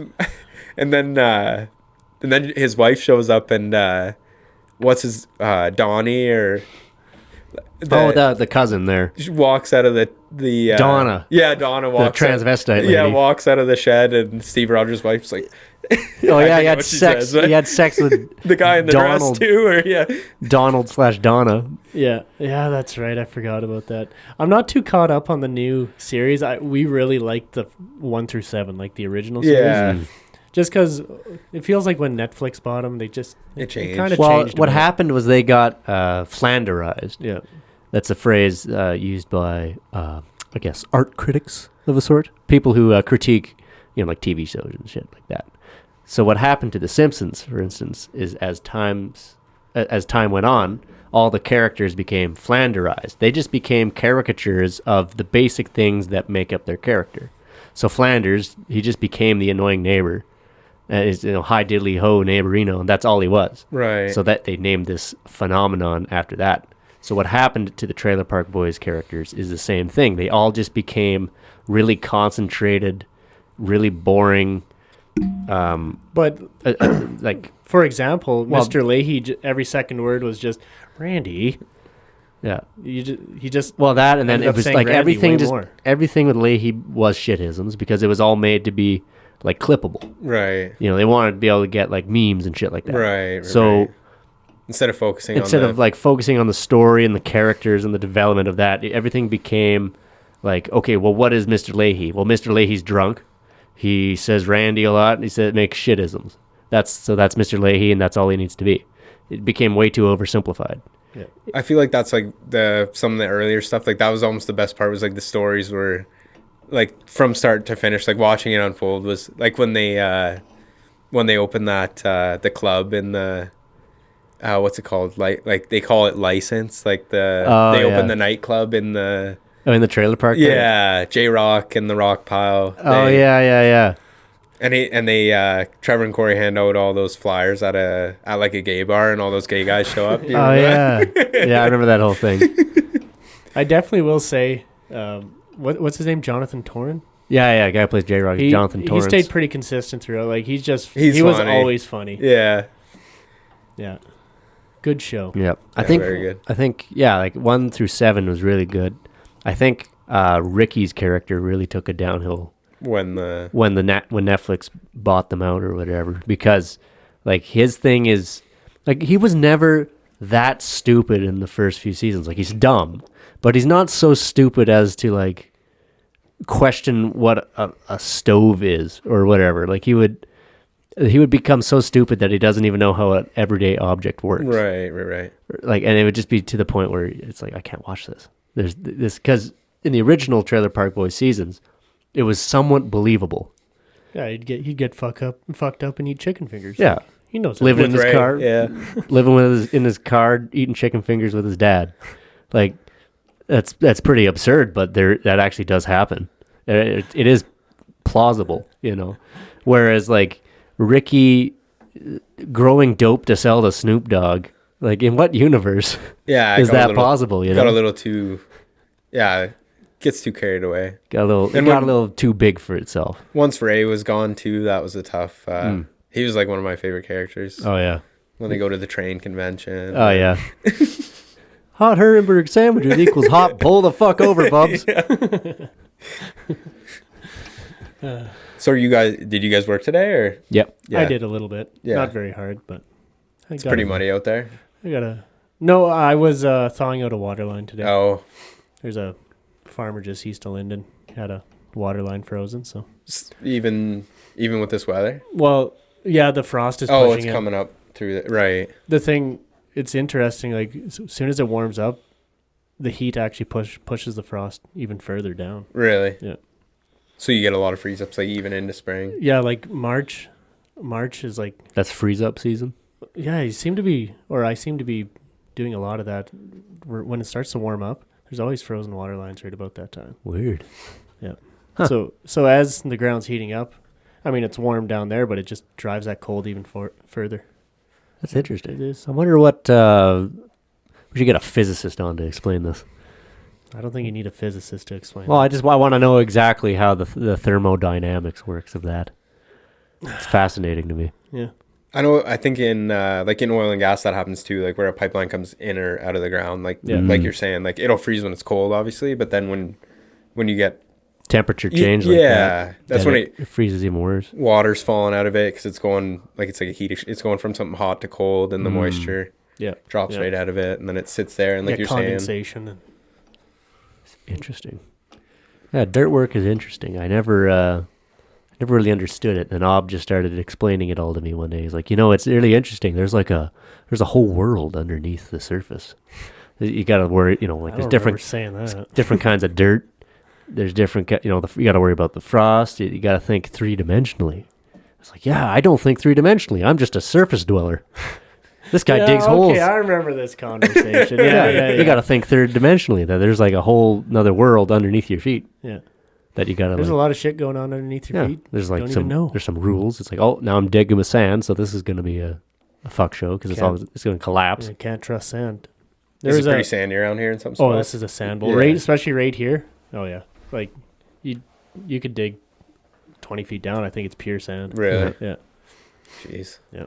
Yeah. And then you go. It's funny. Like this side is really sandy, and you go west a couple miles, it's still sandy, but you go north, starts to get into more clay and gumbo, and it's weird. Like, and then you go east 6 miles, and it's all sandstone out there. Right. So I kind of have the area, this local Linden area, kind of mapped out with. Knowing what's I know what teeth to bring and all that sort of stuff. Right. So. Shit, you're almost like a geologist. Just about. Yeah. And I have yet to find anything cool. Damn, you haven't dug up any like Indian bones or some shit like that? Nope. Damn. Not even old junk or nothing like that, really? Well, you dug out an old line that Grandpa put in. Well, yeah, I was working for the gas co-op, and we're replacing the gas risers, like those nice gray risers that come out beside the house. And I dug up a fitting that my grandpa put in like, I don't know, let's say 71, 72 maybe. Wow.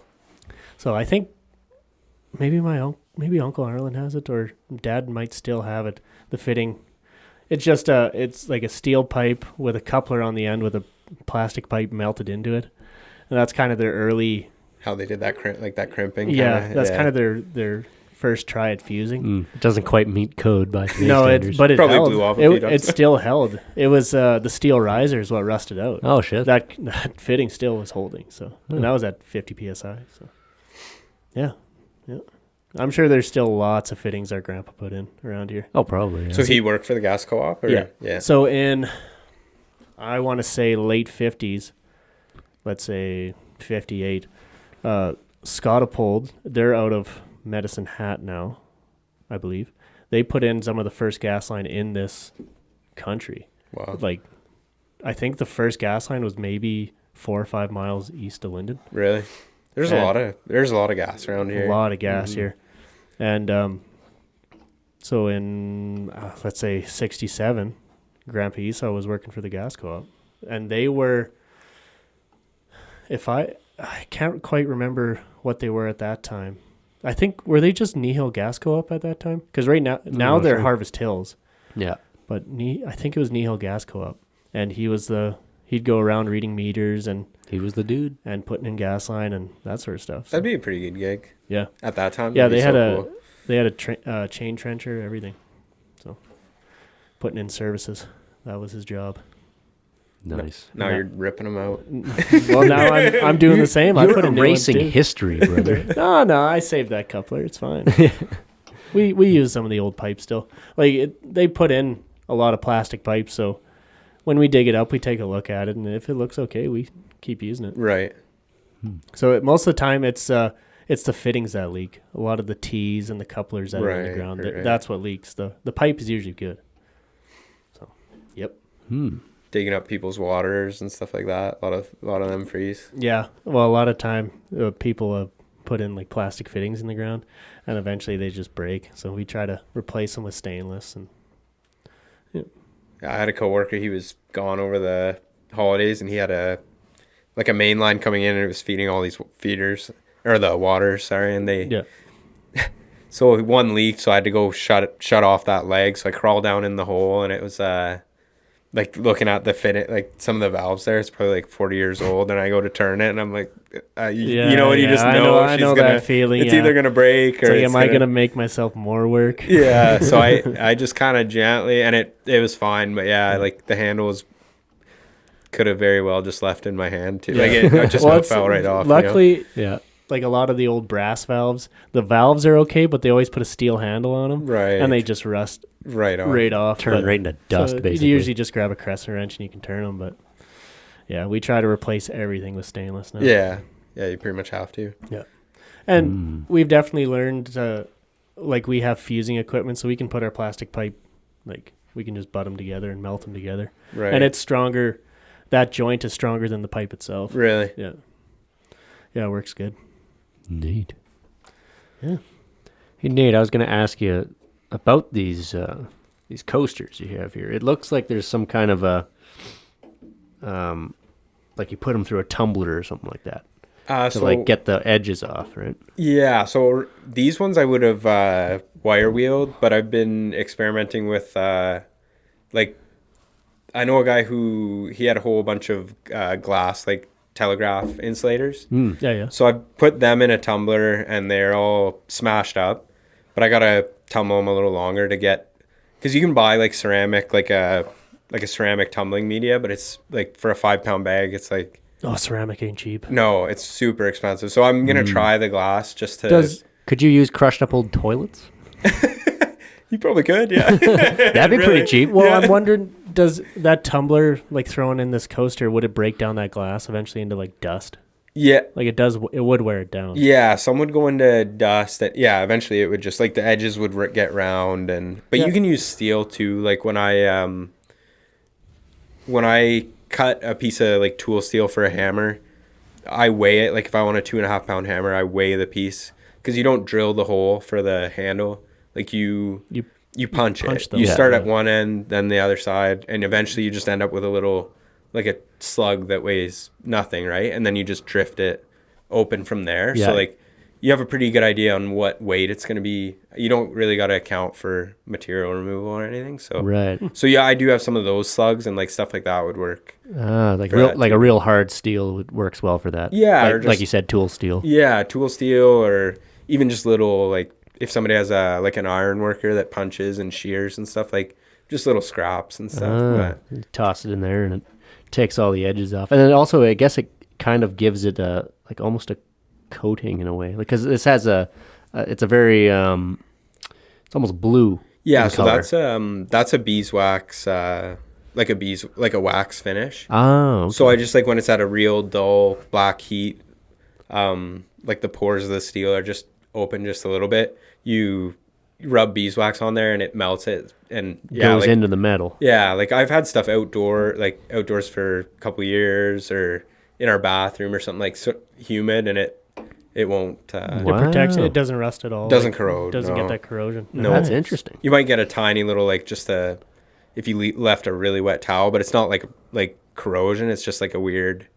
Like this stuff soaks in, and it works good. It'd just be like a surface, like a little bit of surface rust or whatever. Yeah, or not even like, It more affects the beeswax more than anything. Yeah, it more like I've had stuff powder coated too, but I kind of find this is like a little nicer finish. Like sometimes when you make something that's like made by hand and then you powder coat it.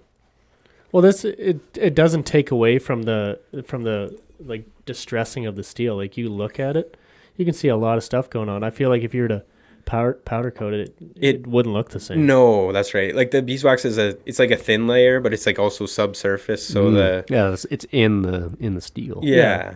the life of the steel Interesting. kind of comes through. Like, It just makes it look. You can see like it's kind of neat to like as much as you want to make something that doesn't look like it's handmade or like, and you kind of mask what you did, but like you can still tell that it wasn't made on a. Yeah, it was by a mass produced. Yeah, yeah, exactly. That's cool though. I mean, I'd prefer that over like machine to mass produce shit because each one is slightly unique. It's No two ones are exactly alike. exactly. You get people who are like willing to. They want that look. They're willing to pay for that look, and then you get people who like. I don't know what the thought process is, but like some of those people I just direct. I'm like, Home Depot makes something similar to this. Like, that's your best bet. Like, you know what I mean? Like, Yeah. Yeah. I guess. Yeah, that's interesting. Yeah, I guess when you're buying blacksmith stuff, it's going to have human error in it. yeah, That's to going to some be part degree. of it. Whereas, yeah, you buy stuff from Home Depot or wherever, it's something that's been produced in a carefully metered machine that produces things within 1/1000th of an inch. Yeah, exactly. In So China. in Well, China, and it's not even so much human error. It's like, that's your characteristics. Like you're like, oh, maybe it'll. Well, if I like turn I it say- this way, maybe I can get it to look this way. yeah, maybe not human error isn't the right word. The human element, Yeah, the right. humanity of like the thing that you actually bought. There's like a bit of character in it. Yeah, it's kind of got its own. Yeah, like I don't know. You notice it like in our house we've got like little accents of it and stuff, and you notice it. Like if I know I do, but maybe I'm biased. But like, I don't know. It's cool to have something that has a little more personality. I guess you know what I mean. Yeah. Like No, I know Absolutely. exactly what you mean. You can definitely tell you walk into anybody's home. I mean, everybody decorates their house differently. It could be something store bought, but you could use it in a way that it's not really intended to be used. I mean, you notice that shit. Everybody notices that Yeah. sort of So stuff. then with like hand forged accents, I guess. Yeah. There's just nothing quite like it. no, and even like I've sent stuff. I'm mostly just selling North America now, just because shipping. Mm-hmm. But like before that, I had sent stuff to like Germany, the UK, Japan, like Australia, all over the place. But Oh, wow. But shipping's killer. Huh. And Fascinating. What's it cost to ship something to Japan? for the smallest, like it's like minimum, Like for 4 coasters, like what, $200 or more? a little less than that, but you're not far off. Yeah. Holy So like, shit. so like one time, like you get people reaching out to you and they're The like, CEO of Nintendo. I want one of these, and I live in like the UK, and you're like, well, it doesn't like. I used to try and kind of work with people, like, but now I just kind of like I've learned enough about the shipping and stuff to just be like, it's not worth either of our time to pursue this. Like, Yeah, because it's a big ball ache on your part to try and get the shipping through to them. Shipping is a big hassle, and plus you've built quite a large clientele now. yeah, and To like where the headache, it just isn't worth it. yeah, there's enough.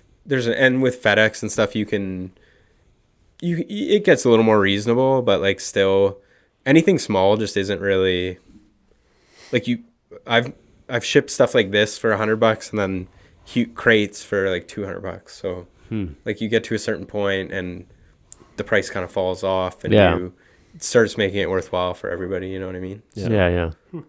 It's interesting. Where's that bottle opener I made, Aubrey? This one. That one, yeah. Show that to It's kind of a hacked out piece of shit, but just ask me, what do you think of that? That's pretty cool. little time with an angle grinder, or what? Yeah. Angle grinder and a I don't know, 7/16 drill bit. Where'd you find the spike? So the spike came out of the old railway here. Really? So I don't know how old that spike would be, but that thing was rusty as fuck. I polished off like a few wire wheels. Oh, I used quite a lot of wire wheel to polish that up.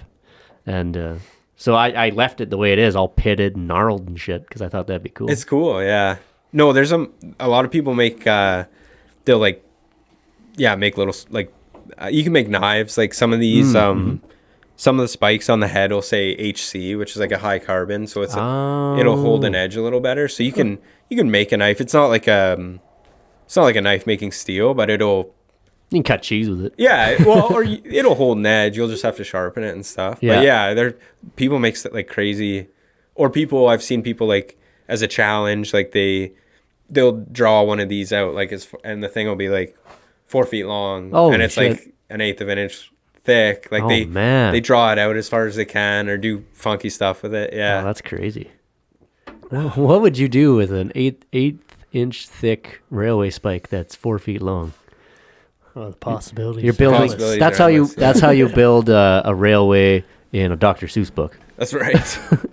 This is like the gateway, and like if you go on like Facebook, like Blacksmith for beginners or something, like you'll see like 10 pictures of those bad boys every railway day. spikes. Well, I guess. Yeah. I mean, it's a soft steel. It's pretty easy to work with, I think. Yeah, and like people like you can find them. Yeah, they're all everywhere. All over the place. Yeah. So, do you guys remember that? Like, you guys would have been too young to remember They that. tore that thing out before we ever. No. The last load of grain came out of there in 97. Okay, so So the elevator was still standing in the late 90s. it was gone by the time I was around, though. They tore it. Yeah. And the elevator was just right across the street here? Or Yeah, what? yeah. Really? Just like you can see in the daylight where the elevator would have sat. You can see where the rail bed is, and all of a sudden there's just kind of like a hump of dirt. Right. That's where the elevator sat. Wow. Yeah. It was gone by the time I was around, anyway. Do I have I think I have a picture of the Yeah, I think I have a picture of the elevator. Yep. The Linden elevator. Yeah, I think it's in the house, actually. Is it in my little cabinet there? Yeah, in your little display cabinet of things, Trinkets. treasures, Yeah, trinkets. I Yeah. always wonder when I'm coming into Linden, like where the line goes under the road there. Like what was that, a bridge or what? You know what I mean? Where at? Like Like you're coming down, or you're further south, like Oh, yeah, to the Kinda- south there. south past past those newer houses, like the little estate yeah. lots There's there. the curves. Yeah. And then the rail, you can see the railway coming through. You can see it come right under the road, but I Yeah. think Yeah. it's just land that they've. Now, I I don't know believe you can drive through there. if, There's a culvert. yeah. yeah, there's a big culvert. There's a there, culvert that goes through, and we've driven through, and it's pretty tight, but you can fit a Dodge pickup through there. But not a train. Not a train, no. No. No, that what was was all it built. originally? It would have just been a crossing then, right? That road wasn't built up like that at all. Right. Oh, it would have been lower. It was way lower, and just had a they crossing. built. Yeah, they did all kinds of dirt work there. I assume. I mean, they changed all those curves and everything. Early 2000s, I think. Yeah. Probably early 2000s. Used to be a little different. Used to be, quite a bit different. And I think they built that up, but I don't know why they'd put that culvert there. Maybe just so that you could get from one side to the other. Like a farmer or whatever could Right. actually get from one side to the other, or something. Or maybe water always trickles through there. I'm not exactly sure why that culvert's there, and I don't know. Now that I think about it, I don't know if that culvert actually is part of the old railway or if it's just in there and it's kind of off the same. It's kind of at the same spot, but I don't know if it's the old railway or not. Maybe I should drive through there again. Yeah. Take it right from here. Yeah. Oh yeah. I could, Yeah. Now Get on the- We have to cross the creek. Oh, that's right. The old bridge There is used gone. to be I think there's still a few pilings of where that bridge used to sit. Yeah. Oh, so there was one that, Yeah. like the creek does a jog here, and it would yeah. have. So the railway would have crossed the creek. A mile straight south of here? Oh, not even like. Not even. Like- Yeah, like a quarter of a mile. Yeah. Half. Yeah, I think there's still a few pilings there. Yeah, we walked down there when we were little guys one time. Checked it out, and all the foundations and everything for that bridge were still there because it was still in operation. Maybe 10 years prior. Right. But no, I don't know. It's all pretty much overgrown now. You can see where there was a bridge there, but And that would have went to Drum, or where that would have. that railway is the same one that goes through Acme, And then I think it goes out to Carbon, doesn't and it? then it heads out to Carbon, Yep. and then I guess it would have ended all up the in way Drum. there. Yeah, there's some cool spots out east. Like, if Mm-hmm. you followed that through the Carbon, through the valley there. it'd be- Oh yeah. Oh, I love that country out there. There's like in the valley as well. There's like lots of cool spots. I mean, have you ever been to the Atlas coal mine there? Yeah. South of Drum there. South yeah. of Drum. That's a neat place. We got to go up in the tipple and everything. At the time, the mines itself were closed because they were like, I guess rebuilding some of the structure in there to make sure it was safe for tourists. So we didn't get to go in the mines, but I'd like to go back there and check out And the do a mines. tour, yeah. Yeah, we out by like Rosebud area and further east, like to Wayne kind of thing. There's a CN used to have a line through there, and there's like the Rosebud River just crosses back and forth like over and over. So Yeah. there's all these. I think there's like 50 or 60 bridges, like Oh, big shit. trestles, wooden ones, like, and you can walk that whole. People take quads or snowmobiles. Or, That's insane. Isn't what's that road called? The 11 Bridges Road to Wayne. oh, that yeah. Yeah. Have you been down that little road? Yeah, so It's you cool. you can see the old rail line kind of parallel with that road, and you'll see a trestle every time there's, because it's following pretty well the same Yeah. trajectory. Same. Yeah. Yeah. Wayne's a cool little place too. Yeah, There's that's that, pretty sweet. what do they call that? Last Chance Saloon or Or is it just the Wayne Hotel? Last I chance. thought it was Last yeah. Chance okay. was there's the hotel there, but yeah, the Last Chance Saloon, and I think it's changed hands now a couple times in the last few years. Yeah, it was for sale. But yeah, I got to make it down there again. It's a big like biker Oh yeah, spot in the I- summer. In the yeah. summertime, always Harley's rolling in there. Yeah, So yeah, I'd it's like pretty to- good food. We Yeah. went there a couple of years ago, and Yeah, Grab a burger. yeah, they make a mean burgie. yeah, there's even like there's like moose down in there and stuff too. Oh wow. Like we were walking that line one time, and we all of a sudden you just look off, and yeah, we were like probably 20 feet from these moose, and then we kind of just lost sight of them. There were two of them. I didn't know if they were like circling around, like coming towards us, and then they ended up taking off up the hill. But it was it's pretty cool to see. Like it's not somewhere you would think that they'd be, but yeah, it's just I would not want to run into a moose. no. Those things it's, are terrifying. they're Yeah, huge. they're just yeah. scary to look at. And then when they're 10 feet away from you, that's even scarier. Yeah, let's run you over. Oh yeah. Oh yeah. Don't more people die from mooses than bears every year? Well, I I would agree just because just 'cause people die in accidents. people yeah. hit them with their cars. Yeah. And see, the moose, it's the most ingenious design because the car and the moose are at the exact right height so that when a car hits a moose, it just takes out the legs.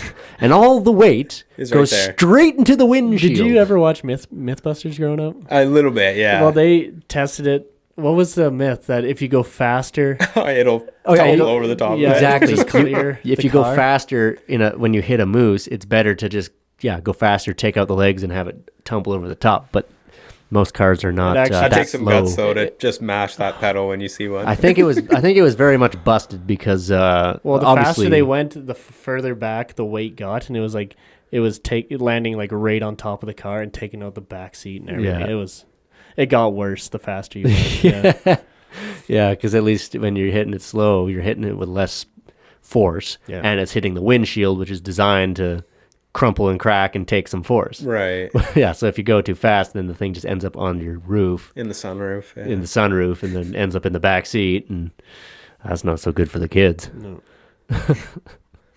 Speaking of the railway, I always marvel at the engineers and the surveyors to figure out like trying to properly route their railway so that they didn't have to like do a lot of excavating and everything. Yeah, do things with the least amount of work in Like mind. the mathematics involved with that is ridiculous. Well, Because now I could just about figure it out with a laser. Like I just walk around and yeah, go a quarter Shoot it. mile here. Yeah. And be like, oh well, this will work and this will work. They were climbing mountains and Yeah, they were doing using No, yeah. sextants. I hop in my little half-ton pickup and drive over there. yeah, you don't have Yeah. to walk or ride a horse over there. And Yeah, oh man, yeah, that had to be hard fucking work. like that one with all the bridges out by Rosebud, like they shut that down because just the maintenance was like the bridge maintenance was way too many bridges. horrendous. But back in the day, the only reason they put it through there is because there's coal in the riverbank wall. Like you can. There's So then coal the there. idea was there'll be mines all along this riverbank, so we got to put it as close to that as possible. Yeah, for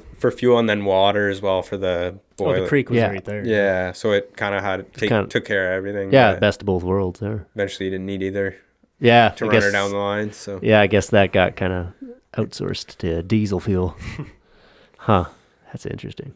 Yeah, because I mean, thinking about it is like, okay, why would you pick a spot where you have to build 11 bridges in like 2 miles when you could just like go over here where it's flat and you don't have to build any bridges? Well, but I guess that's the reason is because it's Yeah. right next to the water and right next to the coal. yeah, they would have had to take on water like every I don't know how many miles, but not long. Like Yeah, how long would a tank of water last in a steam engine? not long at all. Pull that shit up, Gump. That's damn. We're getting into locomotives and I want to shit. say like every 10 or 20 miles they would Really? have to. Yeah, like it. Hold on. Damn. How should I How long's phrase the the- question? So How long's Google. the Anthony Henday? That's from the last episode. Turns out it's like 77 miles or 77 kilometers. And they had her full. They had her full of trucks there on January 29th. It's amazing. How often do... Speaking of Trailer Park Boys, I seen a clip of Ricky was cooking like matzo sticks or something in a little, Like a Coleman kind of thing. not a Coleman, a little microwave oven. Oh, toaster and then, oven, yeah. toaster oven, and then Yeah. Ray's in his wheelchair, just drunk as Oh, hell, yeah. just jamming out. And the caption said, "Downtown Ottawa right now," yeah. Yeah. jamming out to the A track and the. The jazz or what? So blues an music. answer to your question there, Nate, every is 2. 2 to 3 hours and coal after every 10. So they're have you seen like one of those coal bunkers is huge, so they were going through one of those every 10 hours. That's insane. I didn't realize that. Now you think Dude, you about had it. to shovel that all. That's why there's towns along railways every so and so miles. Like it used.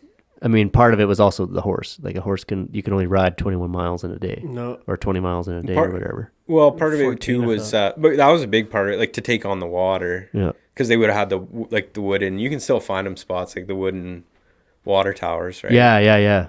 But then part of it too was the guys especially out west here, like the guys taking in their grain to the elevator, like those. It's crazy how many elevators were out well, here. I always thought Tons. each town was 7 miles apart because it took one day to go to the elevator, drop your grain, and come back home, right? which was a 14-mile rounder. Right. But not necessarily. Like that's how far every elevator would be. Yeah. Yeah. I mean, it's going to be different. Like, But they'll be- obviously, you could be way east of an elevator, but Right. So I wonder how, but I'd like to know how this factors into the way that town sprang up. For instance, let's say along the Calgary-Edmonton corridor. I bet you the reason why Airdrie, Crossfield, Carstairs, Didsbury, Olds, Innisfail, all those towns, all the way going north, the reason why they're spaced out the way they are Oh, is for sure. probably taking into consideration this, 100%. Yeah. that they had to take in water every 2 to 3 hours. And probably whether you were a spot where you're just gonna get water, like that changes how big your town. Like if you're just a whistle stop, like you're not gonna be big. But if you're somewhere where they're taking on water and your town's probably set to. Yeah, it probably has more than just water and coal. It's probably like more amenities, people, restaurants, gun shops, That's right. John Deere dealerships, yeah. shit like that. Yeah. So that's interesting. So then the question is, how fast is your average steam locomotive in the year 1895? I think pretty quick. They had some, into the 1900s. They had some, like Union Pacific still runs one that's, it's the biggest one ever made, and it's like 100, around 60 or 80 miles per hour, Wow. Wow. like just full clip. Right. So I wonder, Like if you, but I like your average one, like your average workhorse. I wonder, it's probably not super quick. Not they as had some fast, crazy one. There was, I know there was like locomotive wars that happened between the United States and Britain for a long time, where they were both trying to one up each other with the fastest steam train. And there was, I think, some crazy Scottish. Flying Scotsman, yeah. And yeah, and I think that one. You big train guy? I was like, he's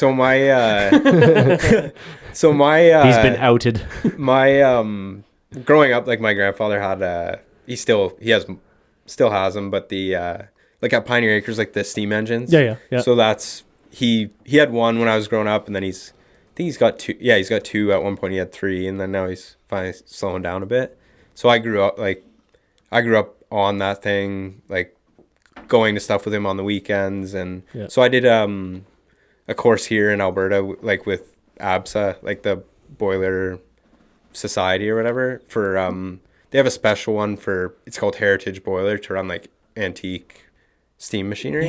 Like the Stettler train, that kind of stuff. Not as much that big. You'd need more qualifications, but to run like the steam tractor at like a 20 horse or 50 horse engine, because they Right. so there it was like wide open all across North America. And then there was a thing in Ohio where they took like the biggest engine case ever made, and these guys fired it up and took it into a parade, and they didn't really know how to run it. And They blew the thing up. They blew it up and they killed a whole pile of people. Holy fuck. So after that, like they've like through this course, it was like a 2-day thing of classroom, and then I got to get like 40 or 80 hours time under steam now to get to finish the certification, right? Interesting. Damn, that's fucking cool. Because if you like when water flashes to steam, it expands 1,700 times. Yeah. So that's what happened. They were going downhill, and above their fire, they had no water. And then they started going up a little hill. The water that was and it left rolled back. Swished back, hit that fired plate, and it was just a bomb. It was just a bomb. at that It blew point. there was a crater. It was sitting in a crater. Holy sweet Christ. Yeah. So. Is there video footage of this? I don't think there's video, but I've seen pictures float around of it, but Oh man. What's Maybe the quick find a energy picture of this. potential of like water turning, like flash turning into steam? Like maybe you don't know that, but it would be like it's like a propulsion, like it's huge. Yeah. Is it this winter? Was it Yeah, Iowa or Illinois? did you say? It was in Ohio, I think. Oh, yeah, Ohio. but that's it. Medina. Medina tragedy at the Medina County Fairgrounds. Let's see if they got some pictures. I mean, not to They won't not have. They definitely won't on that one. Go to images. You might. We'll go Medina. But they used to have them like all the time, like on the railway. They Yeah, I'm not seeing that. But that's a picture of like that big one that those guys are standing by. That's a big. That's exactly what it would have been. Like that's 110 horsepower, like the biggest one they would have made.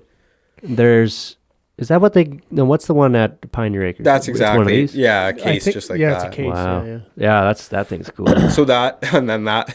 Oh, there's a steam boiler explosion. Yeah, of a that's what they train. look like. Like that's all the tubes. Right, because there's tubes in there. Yeah, it's fucking crazy. So that's kind of like you gotta have it's fairly simple, but like the main thing is you got to keep water in it or else, and know how to check that because it can fool you. Like if your sight glass is screwed up, it can fool you that there's water in there and there's All right, and you're running her dry.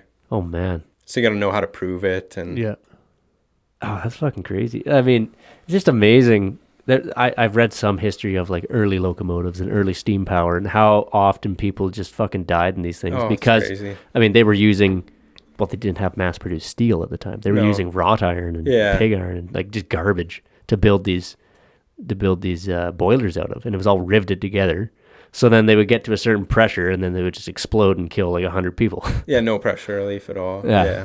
And so it wasn't until there started to be mass-produced steel where they could actually build boilers that could take the pressure. Yeah, exactly. And realizing one simple valve. Yeah, To open up and some release valve the pressure. one guy can flip a valve and release the pressure and not kill everybody. Yeah. Yeah, so that like I grew up around that stuff, so I was super. As a kid, I was like super.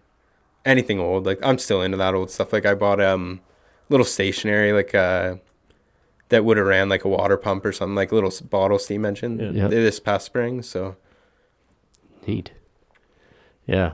because all my I guess like all my stuff, a lot of the blacksmithing stuff is like belt run. Like it would have been like when I bought that trip hammer in Rumsey, it was. You see that belt on the stair there? That's exactly it. Flat belt. Yeah. Like when I walked in and seen that trip hammer for the first time, like it hadn't been running so long that the belt was still hanging off the roof. Oh wow. Oh wow. Yeah, like it would have buld been powered by probably a little hit and miss engine or something. Yeah. So, Yeah. Oh man, that's crazy. So what do you just have like a little electric I made a setup for it, but like I kind of have enough belt run equipment that one day I'd like to just have a wall with a line shaft on it and that would be everything so neat. kinda running off it. Yeah, run it off some big cocksucker electric engine that just runs everything. Oh, I want to go with steam. Yeah. You I wanna think go that'd with be the so steam? cool. Yeah. That would be Or a big so hit and miss cool. or something. Well, you know, like that. and I guess I mean natural gas is fairly cheap. You could run a steam system off a natural gas boiler or something like that. I mean, you could go coal, but I'm 2-period correct. Yeah, I want to do it like to the.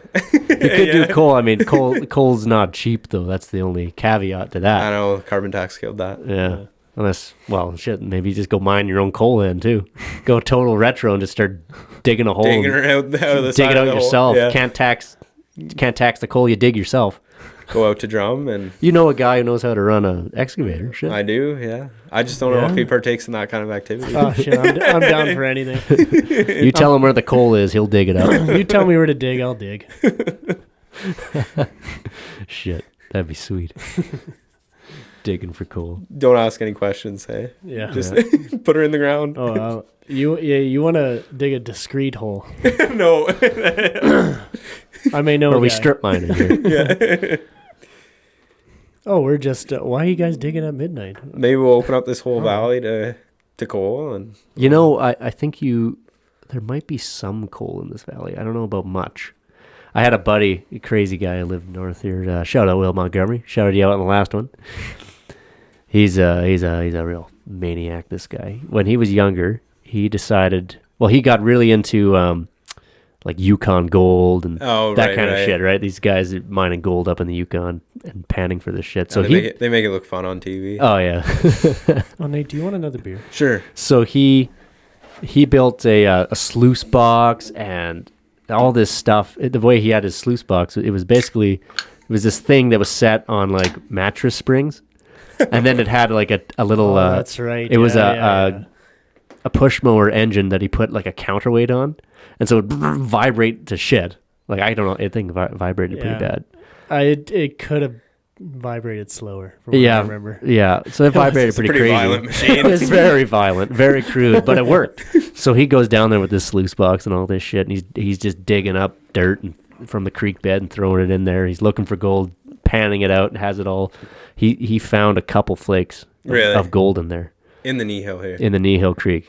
You know, it was he said it was a lot of work for two measly little flakes of yellow stuff, but he found he did find some. So I got suckered into like a panning kit. I haven't used it yet, but yeah.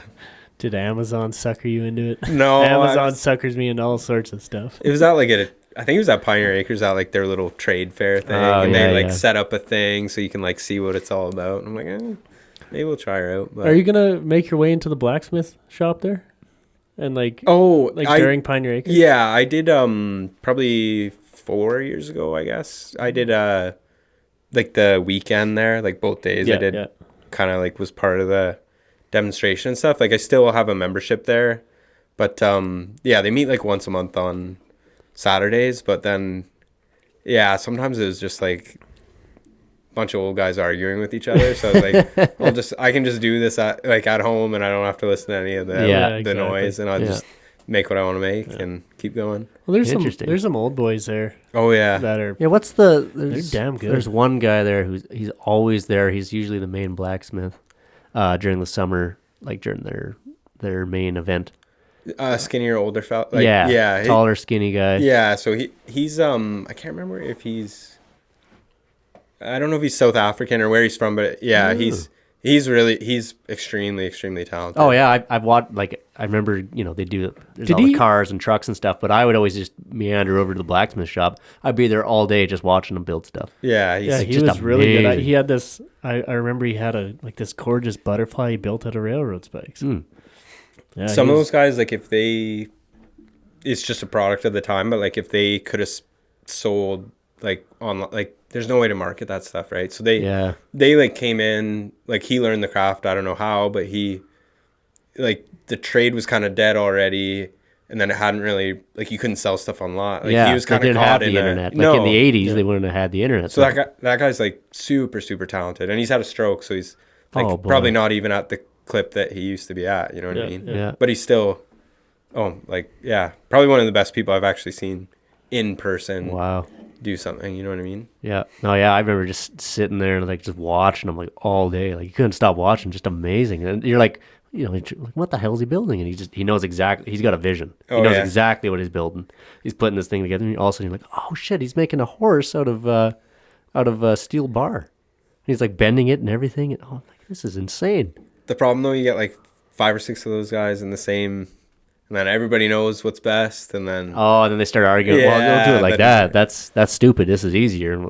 And then when you're the younger person, then everybody wants to show you. So then it's like you're the young guy, so everyone wants to take you under their wing. And you're like, you don't want to be under anybody's wing. You just kind of hang out and pick up whatever tricks you can, but mostly just focus on the blacksmithing part. Yeah, there were a couple times where like I went and I came home and I'm like I should have just, this isn't worth it. Yeah, I could have just stayed home and probably made something pretty cool in 4 hours. You know what I mean? Yeah.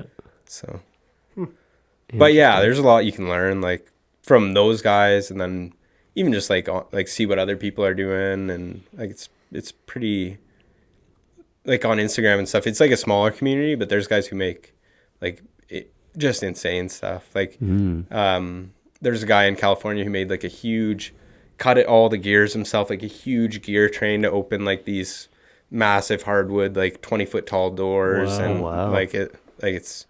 It's phenomenal. Forging gears, like that's a whole nother beast, eh? Yeah, so he's like, and he doesn't have CNC or nothing, so he's like, what he does is he freehand cuts a circle and then takes it and then draws out the gear pattern, takes it to like a bandsaw and cuts each individual and then like files them and then gets them down to like the tolerance he needs. Yeah, I guess. This guy builds stuff that takes like a year, and then like for wealthy like wineries or whoever, right? Yeah, because I remember, where was this?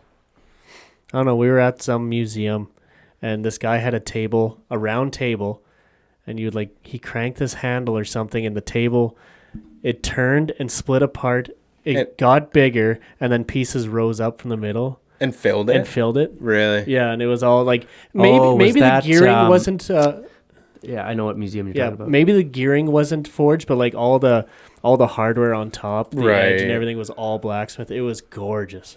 Yeah, gorgeous table. It's like, it's pretty cool to see what you can do. Like, and there is a market for that stuff. It's just, you got to find it.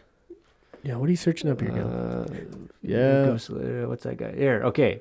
Oh, yeah, Ian McGregor collection. Oh, Museum of the Making? Museum of the Making. Yes. I don't know if because you need an invite to go there. It's a private museum. It's pretty incredible. Well, how did we get there? Oh, with the truck club. So, I went there with Sate, yeah. Nice. That's like my dream setup. Like, did you guys go down all the way through the tunnels? Yeah, that's what I want right there. Oh, man. Yeah, that was so cool. I wish I was a little older to appreciate it more. Because we were, 14? I was 14, 15 maybe. I was pretty young. Now I'd love to go back. Oh, and man. We went into... So crazy. Like, so where that table was in that big house. Yeah, so we saw... There's, like, an old blacksmithing shop with old, like, trip hammers and shit from, like, England. 120-year-old trip hammers, stuff like that. And then we went inside and saw how that was all built, and that's where that table was. Yeah. And then you go into the basement of the house, and it turns into this tunnel system. To go underground. You go underground, and it's like...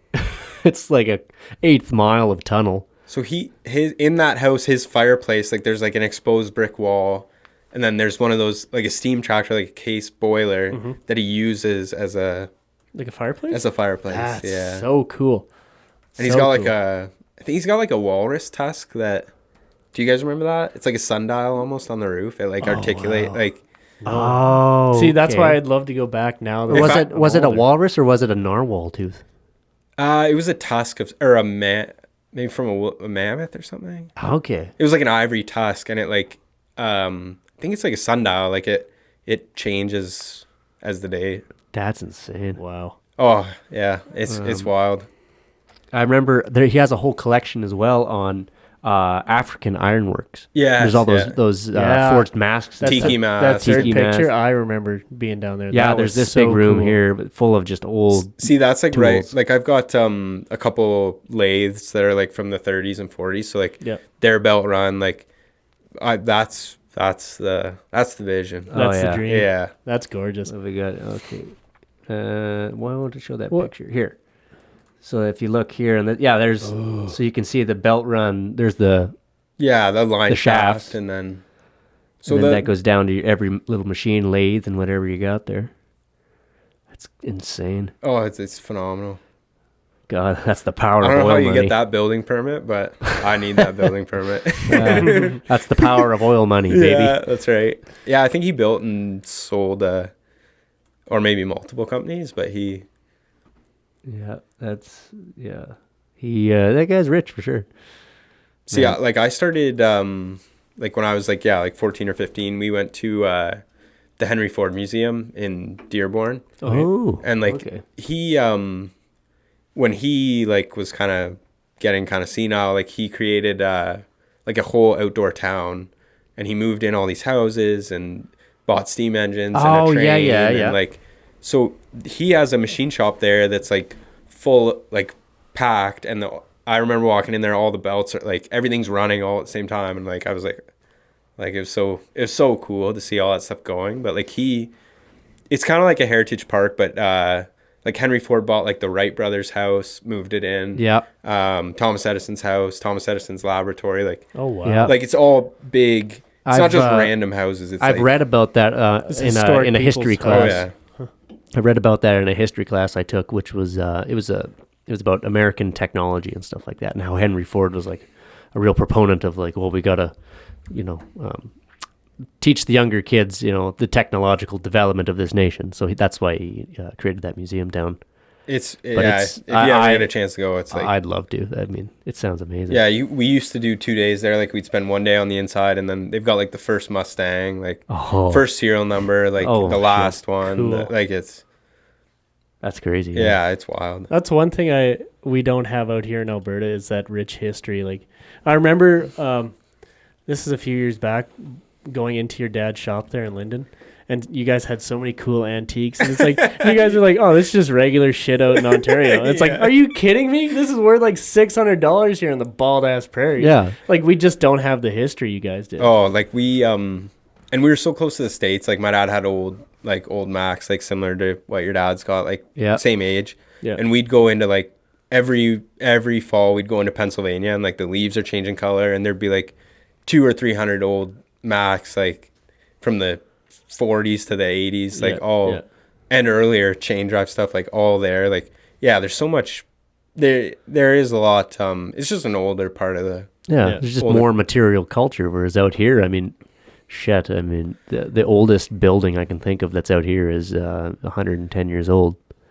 and you go out east and there's a lot older stuff. Oh yeah, like the streets are older. Our barn on the farm that I grew up on was 1872. Yeah, fuck. So I don't think there's anything 1872 out here. No, not even Fort Calgary. Like the original, there's like a cabin in Calgary that is 1879, I believe, and I think that's the oldest still standing building in Alberta.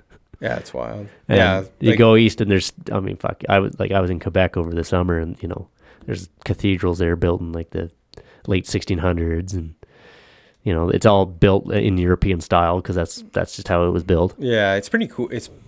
That's like one, like I love it out here, but that's like the only thing that if I could change something, that's probably what I would. Get that rich history. Yeah, just older, you see it a little bit in downtown Calgary, but like go to Quebec or New Brunswick even, or like spots in Ontario, you go to like a little old downtown, and it's like 200-year-old buildings, and they're still there, they're still being used. Yeah, like it's pretty crazy. Yeah, that just feels a little richer. It doesn't feel everything here in Alberta feels so new and so scratched out of the prairie. Like it's been put in the last.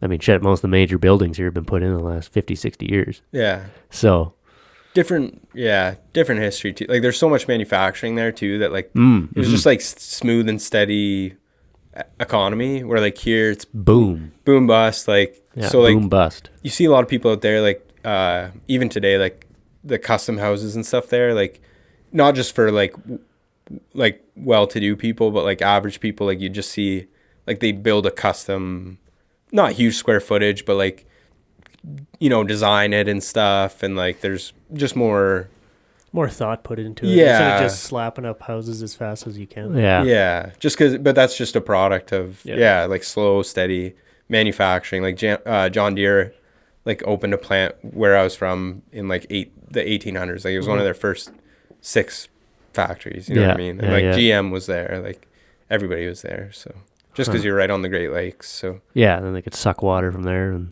pollute it. Dump mercury into it. Well, they've GM pulled out of there and they started cleaning up that site, and it's That's good. yeah. Well, but they've done like core samples, I think, and stuff, and found like the craziest, like yeah, people, like they were making batteries and stuff in the teens and 20s. And Yeah. Like I'm Just sure the dumping acid, pure lead into the fucking Great acid Lake. Yeah, like and Lake Ontario, from what I've heard, is not. You don't want to go swimming in there. it's not the cleanest. No, Yeah. definitely not. Yeah. So that's too bad, really. But Fish with 3 eyes. That and reminds me Yeah. of another Ricky episode where he just throws garbage out into the lake. Yeah. He's like, it'll recycle. "It's okay, Trinity. The garbage cleans it for you, or the lake cleans it for you. It just takes it away." yeah, the ocean it'll eventually get to Then the he said- ocean. what does he say? Like, oh, through photosynthesis, it just cleans up, Yeah. or some shit. Fuck. Yeah. I had a buddy. Yeah, I have a buddy who's from. He's from St. Catharines, Right. and yeah, just a real salt of the earth kind of guy. Right. It's different there, but it's changed so much too. Like even since I've been there. Well, I mean the world's changed lots, but like it's so different. Like it was where I grew up is like small, really like small town type thing, and my high school's gone. The spot where my sister and I went to elementary school, we were like the 5th generation to go there. Like it was like a little brick 1-room schoolhouse that they just kept adding onto, and there's Yeah. a gym at the other end and stuff. Yeah, Well, that's cool. Yeah, so it's like my mom went there, my grandpa went there. I think maybe his parents went. Like yeah, it's like it's kind of weird because like you guys have been here for like this is like the place Yeah. and all your family's here and stuff. Like that's like what it was like there. Like because all our family had been there for on my mom's side for 4 or 5 generations, and then on my dad's side. My dad was like the first generation to be born in Canada, but Right. always in that area. Yeah, so. yeah. Interesting.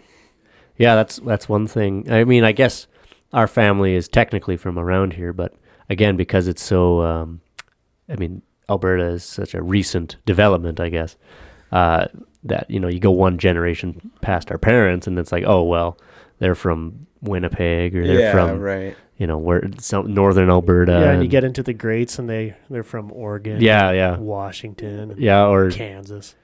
yeah, They all immigrated here. yeah, great grandparents were. Oh, one was from Scotland, I guess.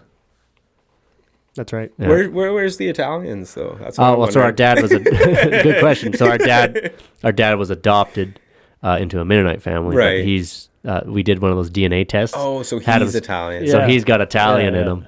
I can see it a little bit. Yeah, Yeah. he looks. Well, you can see like it this in me Guido more than bastard. Yeah. Look I at look a little bit Italian though too, though. I don't think I Yeah, got any of you're it. like my long lost brother. Yeah, dark hair. No, he's definitely got a lighter complexion than you. A little bit, yeah. But all that that olive skin. Yeah, that's all that what- blacksmithing though is tanned his hide. Yeah, and then burnt skin. Yeah, I can still tell that neck is still red. Yeah, that's right. yeah, that long hair don't cover up that red neck, boy. No, I've said it to my girlfriend a few times. I say like the first time I said it to her, she didn't really know what I was talking about, right? But I told her I still got some WT in me, and she's like, "What's that?" And I'm like, "Some white trash, like just a little bit." Well, you Still got it keeps it. you humble. Yeah. Oh, yeah. Ground yourself. That's right. Yeah. You too could be living in a car.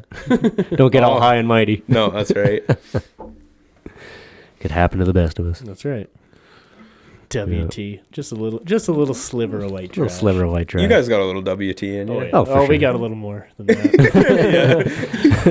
50% makeup. Or Oh, what? living the dream. Living the dream. Yeah. WT dream. Yeah. Yeah. Yeah, we're white trash and Lariat pickups. I had to break I was driving the F-150 too, but felt like everybody was. I had to change it up. a Yeah, I bit. seen you been driving a Dodge. What's up with that? So I mean, that old white 40 yours had a load of miles on it. it's still, so the rear main seal on my girlfriend's car went this past week. Yeah. And my dad sold a truck recently, so I let him borrow it. And then my girlfriend's car, it's been down and out, so she's driving it. But yeah, it's at like I think it's almost at 470. That's a good old truck. I took a pretty big, and it's got a 6.2. Like it's nice and loud. You guys probably used to hear me ripping through that. Well, I said would meet you in town and Oh. Yeah. The exhaust just slowly keeps getting throaty. shorter and shorter. Well, What, as it rusts off? Well, I don't know. Where did you buy it with no no, tailpipe? it's straight pipe. It's straight pipe. Yeah, it's so Chester. I think Chester did it, and then but one of your neighbors here, like who lives in the old little church building. Yeah. So I ran into him at I'd never met him before, but I don't know how he knew me, but I ran into him at the firefighter breakfast thing. Yeah. He's like, you own Chester's old truck, and I'm like, yeah, that's me. He's like, I can always hear it going by because it's kind of like it almost sounds like it has like an engine brake, like so coming down that hill, and, whoa, whoa, whoa, whoa, whoa, and then I just floor it going up this one, and just It was pretty loud. I will give it that. yeah. So I like my girlfriend goes to the gym like early in the morning, so the last couple mornings, like like we kind of both just go like this because she starts at like 5 and the whole neighborhood's probably their windows rattled. Yeah, especially on that cold idle too, just snapping away there. Yeah, when it's real cold, that thing is it's loud. We wake up the neighborhood, I'm sure of it. But I love that shit. But it that used to be me. My old Chevy pickup fuck, had that no thing exhaust. was loud. Are you gonna straight pipe the one you got now or no? No. You're It's an EcoBoost, so it sound way too gay. Sound like a ricer. Oh, it already sounds like a sewing machine and it's stock. No, I'm not changing. It's pretty it. snappy though. It's not bad. Yeah, it goes like a raped ape. Yeah, I mean, you turbo anything, you're bound to have something pretty snappy. Yeah, so. it's pretty fast. I think they've kind of figured those out. Oh yeah, too.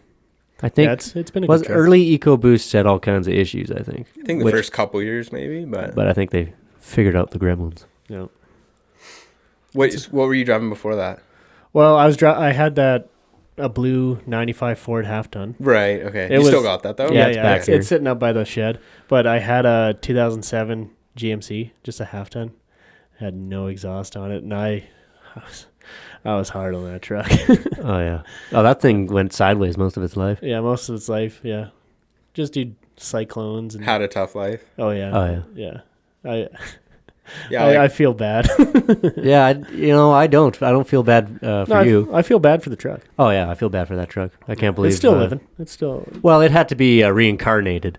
We had our cousin purchased it for a good deal. He got a good deal on it, and he. If I ask him that, he'll agree with you, or Oh, what? he got a pretty good deal on it. Yeah, he got a pretty good deal, and he's a mechanic out of Didsbury, and that's kind of his bread and butter is those early 2000s, like a 5.3. Yeah. Those style pickups. And he has friends tons with- of parts, and He's good friends with the auto body guys there in Didsbury, so they. they kind of swindle deals between each other. Right. He'll do mechanic work in exchange for a little body work, that kind of stuff. Yeah. So Right. he ended up fixing the truck up for pretty cheap, and then he sold it to my aunt, and Yeah, it's still now she still rips in going. it. that was the best 5.3 ever made. They're reliable. Yeah. Oh, But yeah. that one in particular, like everything else was kind of shitty. Tranny was not healthy. The doors not didn't work. healthy. Diffs were not healthy. Door didn't work. What do you mean? Door worked fine. No, the rear doors were. Those always break. Oh yeah, they but that's break. because it was backed into. No, it didn't. Like the latch The itself. handles broke. The handles always fucking broke on those hunks of shit, and then it got backed into, so you just had to close it, and it would never open again. Yeah. Well, so I bought it off of Rodney Ratzlaff, and the back doors had the child locks on. But so one night, or he bought the truck, the back doors worked, or the back left door worked, and one night he was partying, and somebody was driving his trunk, and he had to get out and puke. So he bailed out of the back seat and must have hit the child lock, and closed the door, and then he never figured out why the door never worked again. It would Oh, never it's just a open little- from the inside. Well, it was the child lock. I figured it out like Right away. pretty soon, yeah. And I figured out that child lock was on, and it worked fine. Mm. Yeah, but he had it for like a solid year and a half. You didn't realize why it stopped working. Yeah, the child lock was on. That's fucking funny. So was the Delta your first car then? No, I had my first ever car was a little Suzuki car I bought. It just like a little 5-speed. It was awesome. Yeah. No, but I bought that thing when I was 19, 20. Yeah, you bought it after your pickup. Yeah, that's right. Yeah, so about 20 I bought it. I got it for $600. Yeah. Jeez. Local? Yeah, Some local old guy. And it sat down at our uncle's just south of town here. Sat in the trees, and we fired it up and Been driving it Bird ever like a since. kitten. Yeah, no I doubt. love that thing. That thing's such a pimp ride. You drive lots in the summer? I try to, yeah. Yeah. Yeah, I had it. I got it. It sat for a long time. I lost interest in it and needed. It never, for the longest time, it would never idle. But I took it to my uncle in Didsbury and he got it tuned up and it runs good now. Mm-hmm. Just some car, like it's carb. It needed a carb rebuild, yeah. Yeah. No horn because he put a tiny little racing rally wheel in the middle. Yeah, it's about a 10-inch wheel on there. It's You didn't want to go with the chain one, like the welded chain. No, well, Well, then you got to go fuzzy dice, shag everything, you know. Let's tie this whole episode in together. I found that steering wheel at the dump. I think I was Back like, at the beginning. yeah, it was The Linden grocery store, as we like It to was a call it. gift from Roger. exactly, Gift from exactly. Just a nice little, 10-inch or 12-inch chrome steering wheel. No, it's not. I think a 10-inch. Yeah. Yeah. Off somebody's go-kart. Oh, probably. I think Could've the been. idea was to put it on a go. It was on a go-kart for a while. We had some like soapbox No. racer or I something built a like little that. soapbox racer and put it on there. Yeah, so it was on that for a while. I took the front axle out of Yeah. like a New Holland a lawnmower, so it had like little 10-inch tires on it and The wider. The wider tires. yeah, just like a classic lawnmower tire, and then built this little soapbox unit on the back and ride it down the hill, no brakes, nothing. Nah, brakes are for faggots. You just learn how to Up here, like on the road or what? no, like just up here. start up. Oh, in that's the, a good hill. Yeah. So it's kind of rough, and you had some. Well, you just Bounce off the side. if you don't have Exactly. brakes, you just learn how to steer. Like And we were, I don't know, 10 when we were building. So I was just building them out of wood, right? yeah, And it slivers in your ass. he built another one for a buddy of mine, and he's cruised down the hill, and the whole thing splits in half. And he just Drag eats, his rear on the. like head first, just eats gravel. Oh yeah, I remember that. Yeah, the whole front wheels just fell off, so the whole thing just Well, and it happened just behind the shop. So we're coming down the hill, hanging the right to go down this driveway, and my Uncle Jim, he's walking from the house over to my parents, and that's when the thing splits into half, and he eats shit right in front of our uncle. I can still see it clear as day. Oh man, Yeah, you that's shouldn't. hilarious. You can't use 1/4-inch plywood for the bottom of it. Well, it was like 3/8. Quarter inch, OSB. Yeah. yeah, it wasn't the most Or did genius it engineer. might have been like maybe the front axle broke off or something. I don't know. Something didn't work right. Yep. Yeah, It was fun. yeah, the whole front end fell off. Yeah, that's good times. I recently, I still have my first truck I ever had, like ever bought. It's a little S10, 4-wheel drive S10. Yeah. So I drove it out here when I moved here, and sold it, like maybe 3 months later, and then I kind of regretted it, and then I hounded the guy, and then he finally told me to come buy it back. This is like 3 years later, so I bought it back for like $700 and drove it for a bit, just for the nostalgia factor, and then I was going to my final like TQ testing at SAIT, and I wasn't even to Airdrie, and I called my buddy and I said, just like maybe leave a bit of time because you're gonna have to, like, I'll be somewhere in the city, but you'll have to pick me up to go to the test. Yeah, And he's like, okay, just keep me posted, whatever. So I made it all the way, like going towards SAIT. So you go on John Laurie, and then I made it onto 14th Street, and I had to climb this little hill, and I had no power, and I just gave it a bit of gas, and then boom, and then I look in the rearview mirror, and there's little like parts like rolling down Like the just road. dancing down the road. basically scattering, and then and that's the James Bond marble thing to get away from the bad guys chasing you. oh, it was pretty cool. the marble trap. Yeah. And then I was crested the hill, so then I roll down to the bottom, and this like nice lady's out there watering her lawn. I pull it in. It's like a nice neighborhood, and she's like, just park it there. Don't worry about it. And the thing, like, it ended up when I took the motor out, like it had probably like an 8 or 10 inch hole in the side where it blew a rod, blew a connecting rod. And, Oh shit! and Punched a hole in the block. That yeah, sucks. so she's like, just park it there, no big deal. And then it just starts, and I knew it would, and it just starts pouring out oil, like right in close to the storm drain kind of. And so I put some rags down and stuff, and she's like, don't worry about it, like they'll come clean it up, it's all good. So it sat there for like a week, and then I didn't have a car trailer, so I rented one of those U-Haul ones with the 2 ramps, like open bottom. Yeah. Went and got it, and then I sat on it for like 3 years, and then the motors was out for like 2, and finally got the motivation to And I got it all back together now, but it's Nice. still needs a little bit of work, but Little Nice. TLC. yeah.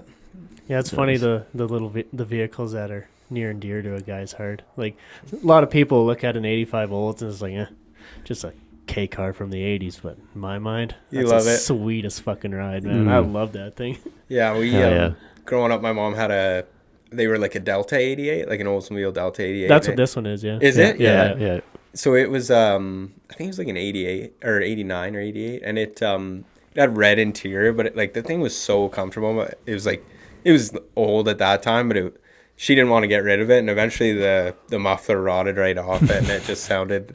I remember she dropped me off at a friend's, and they thought it was the coolest thing, but my mom didn't.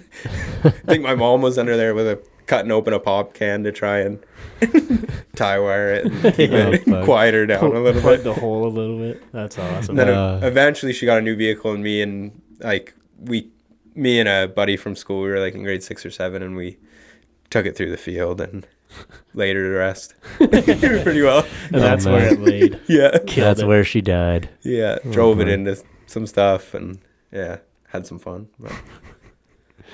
Yeah. I love that shit. Well, Did we overshoot our time? I think the camera died, so that's good. That happens. We Spotify only episode. Oh no, it'll be on YouTube too. I'll just edit in some funny meme to fill in the footage bit. part. Yeah. On the last one, I put in a picture of Justin Trudeau talking to that truck. Oh yeah, that's awesome. So yeah, we didn't even touch on that. Jeez. Yeah, sure. We don't need to. No. Yeah. Talked about it enough. Yeah, we that's get another angry enough half about hour. politics. Sometimes it's good to just take a little break. Yeah, and it's angry chimps. We have no idea what we're talking about. That's true. It's like who wants to listen to angry chimps? Well, you'd be surprised. Hey, 50 people per episode isn't that what you said around there? Yeah, Or a around little there. higher? Yeah, between 30 and 60 usually. And Yep. Are you still getting some hate mail or no? No, see, Oh yeah, Mitch I forgot about that Mitch dick. Rudolph's been real quiet since I dissed him. Yeah, we talked a lot of shit to that kid. He's a Yeah. fan now. Oh, he could be. Yeah. Fucking Green Bay, No, Wisconsin, he's cheese currently eating plotting motherfucker. his revenge. Yeah. His diss track. You know what? I look forward to it. Yeah, me too. I hope he drops that diss track.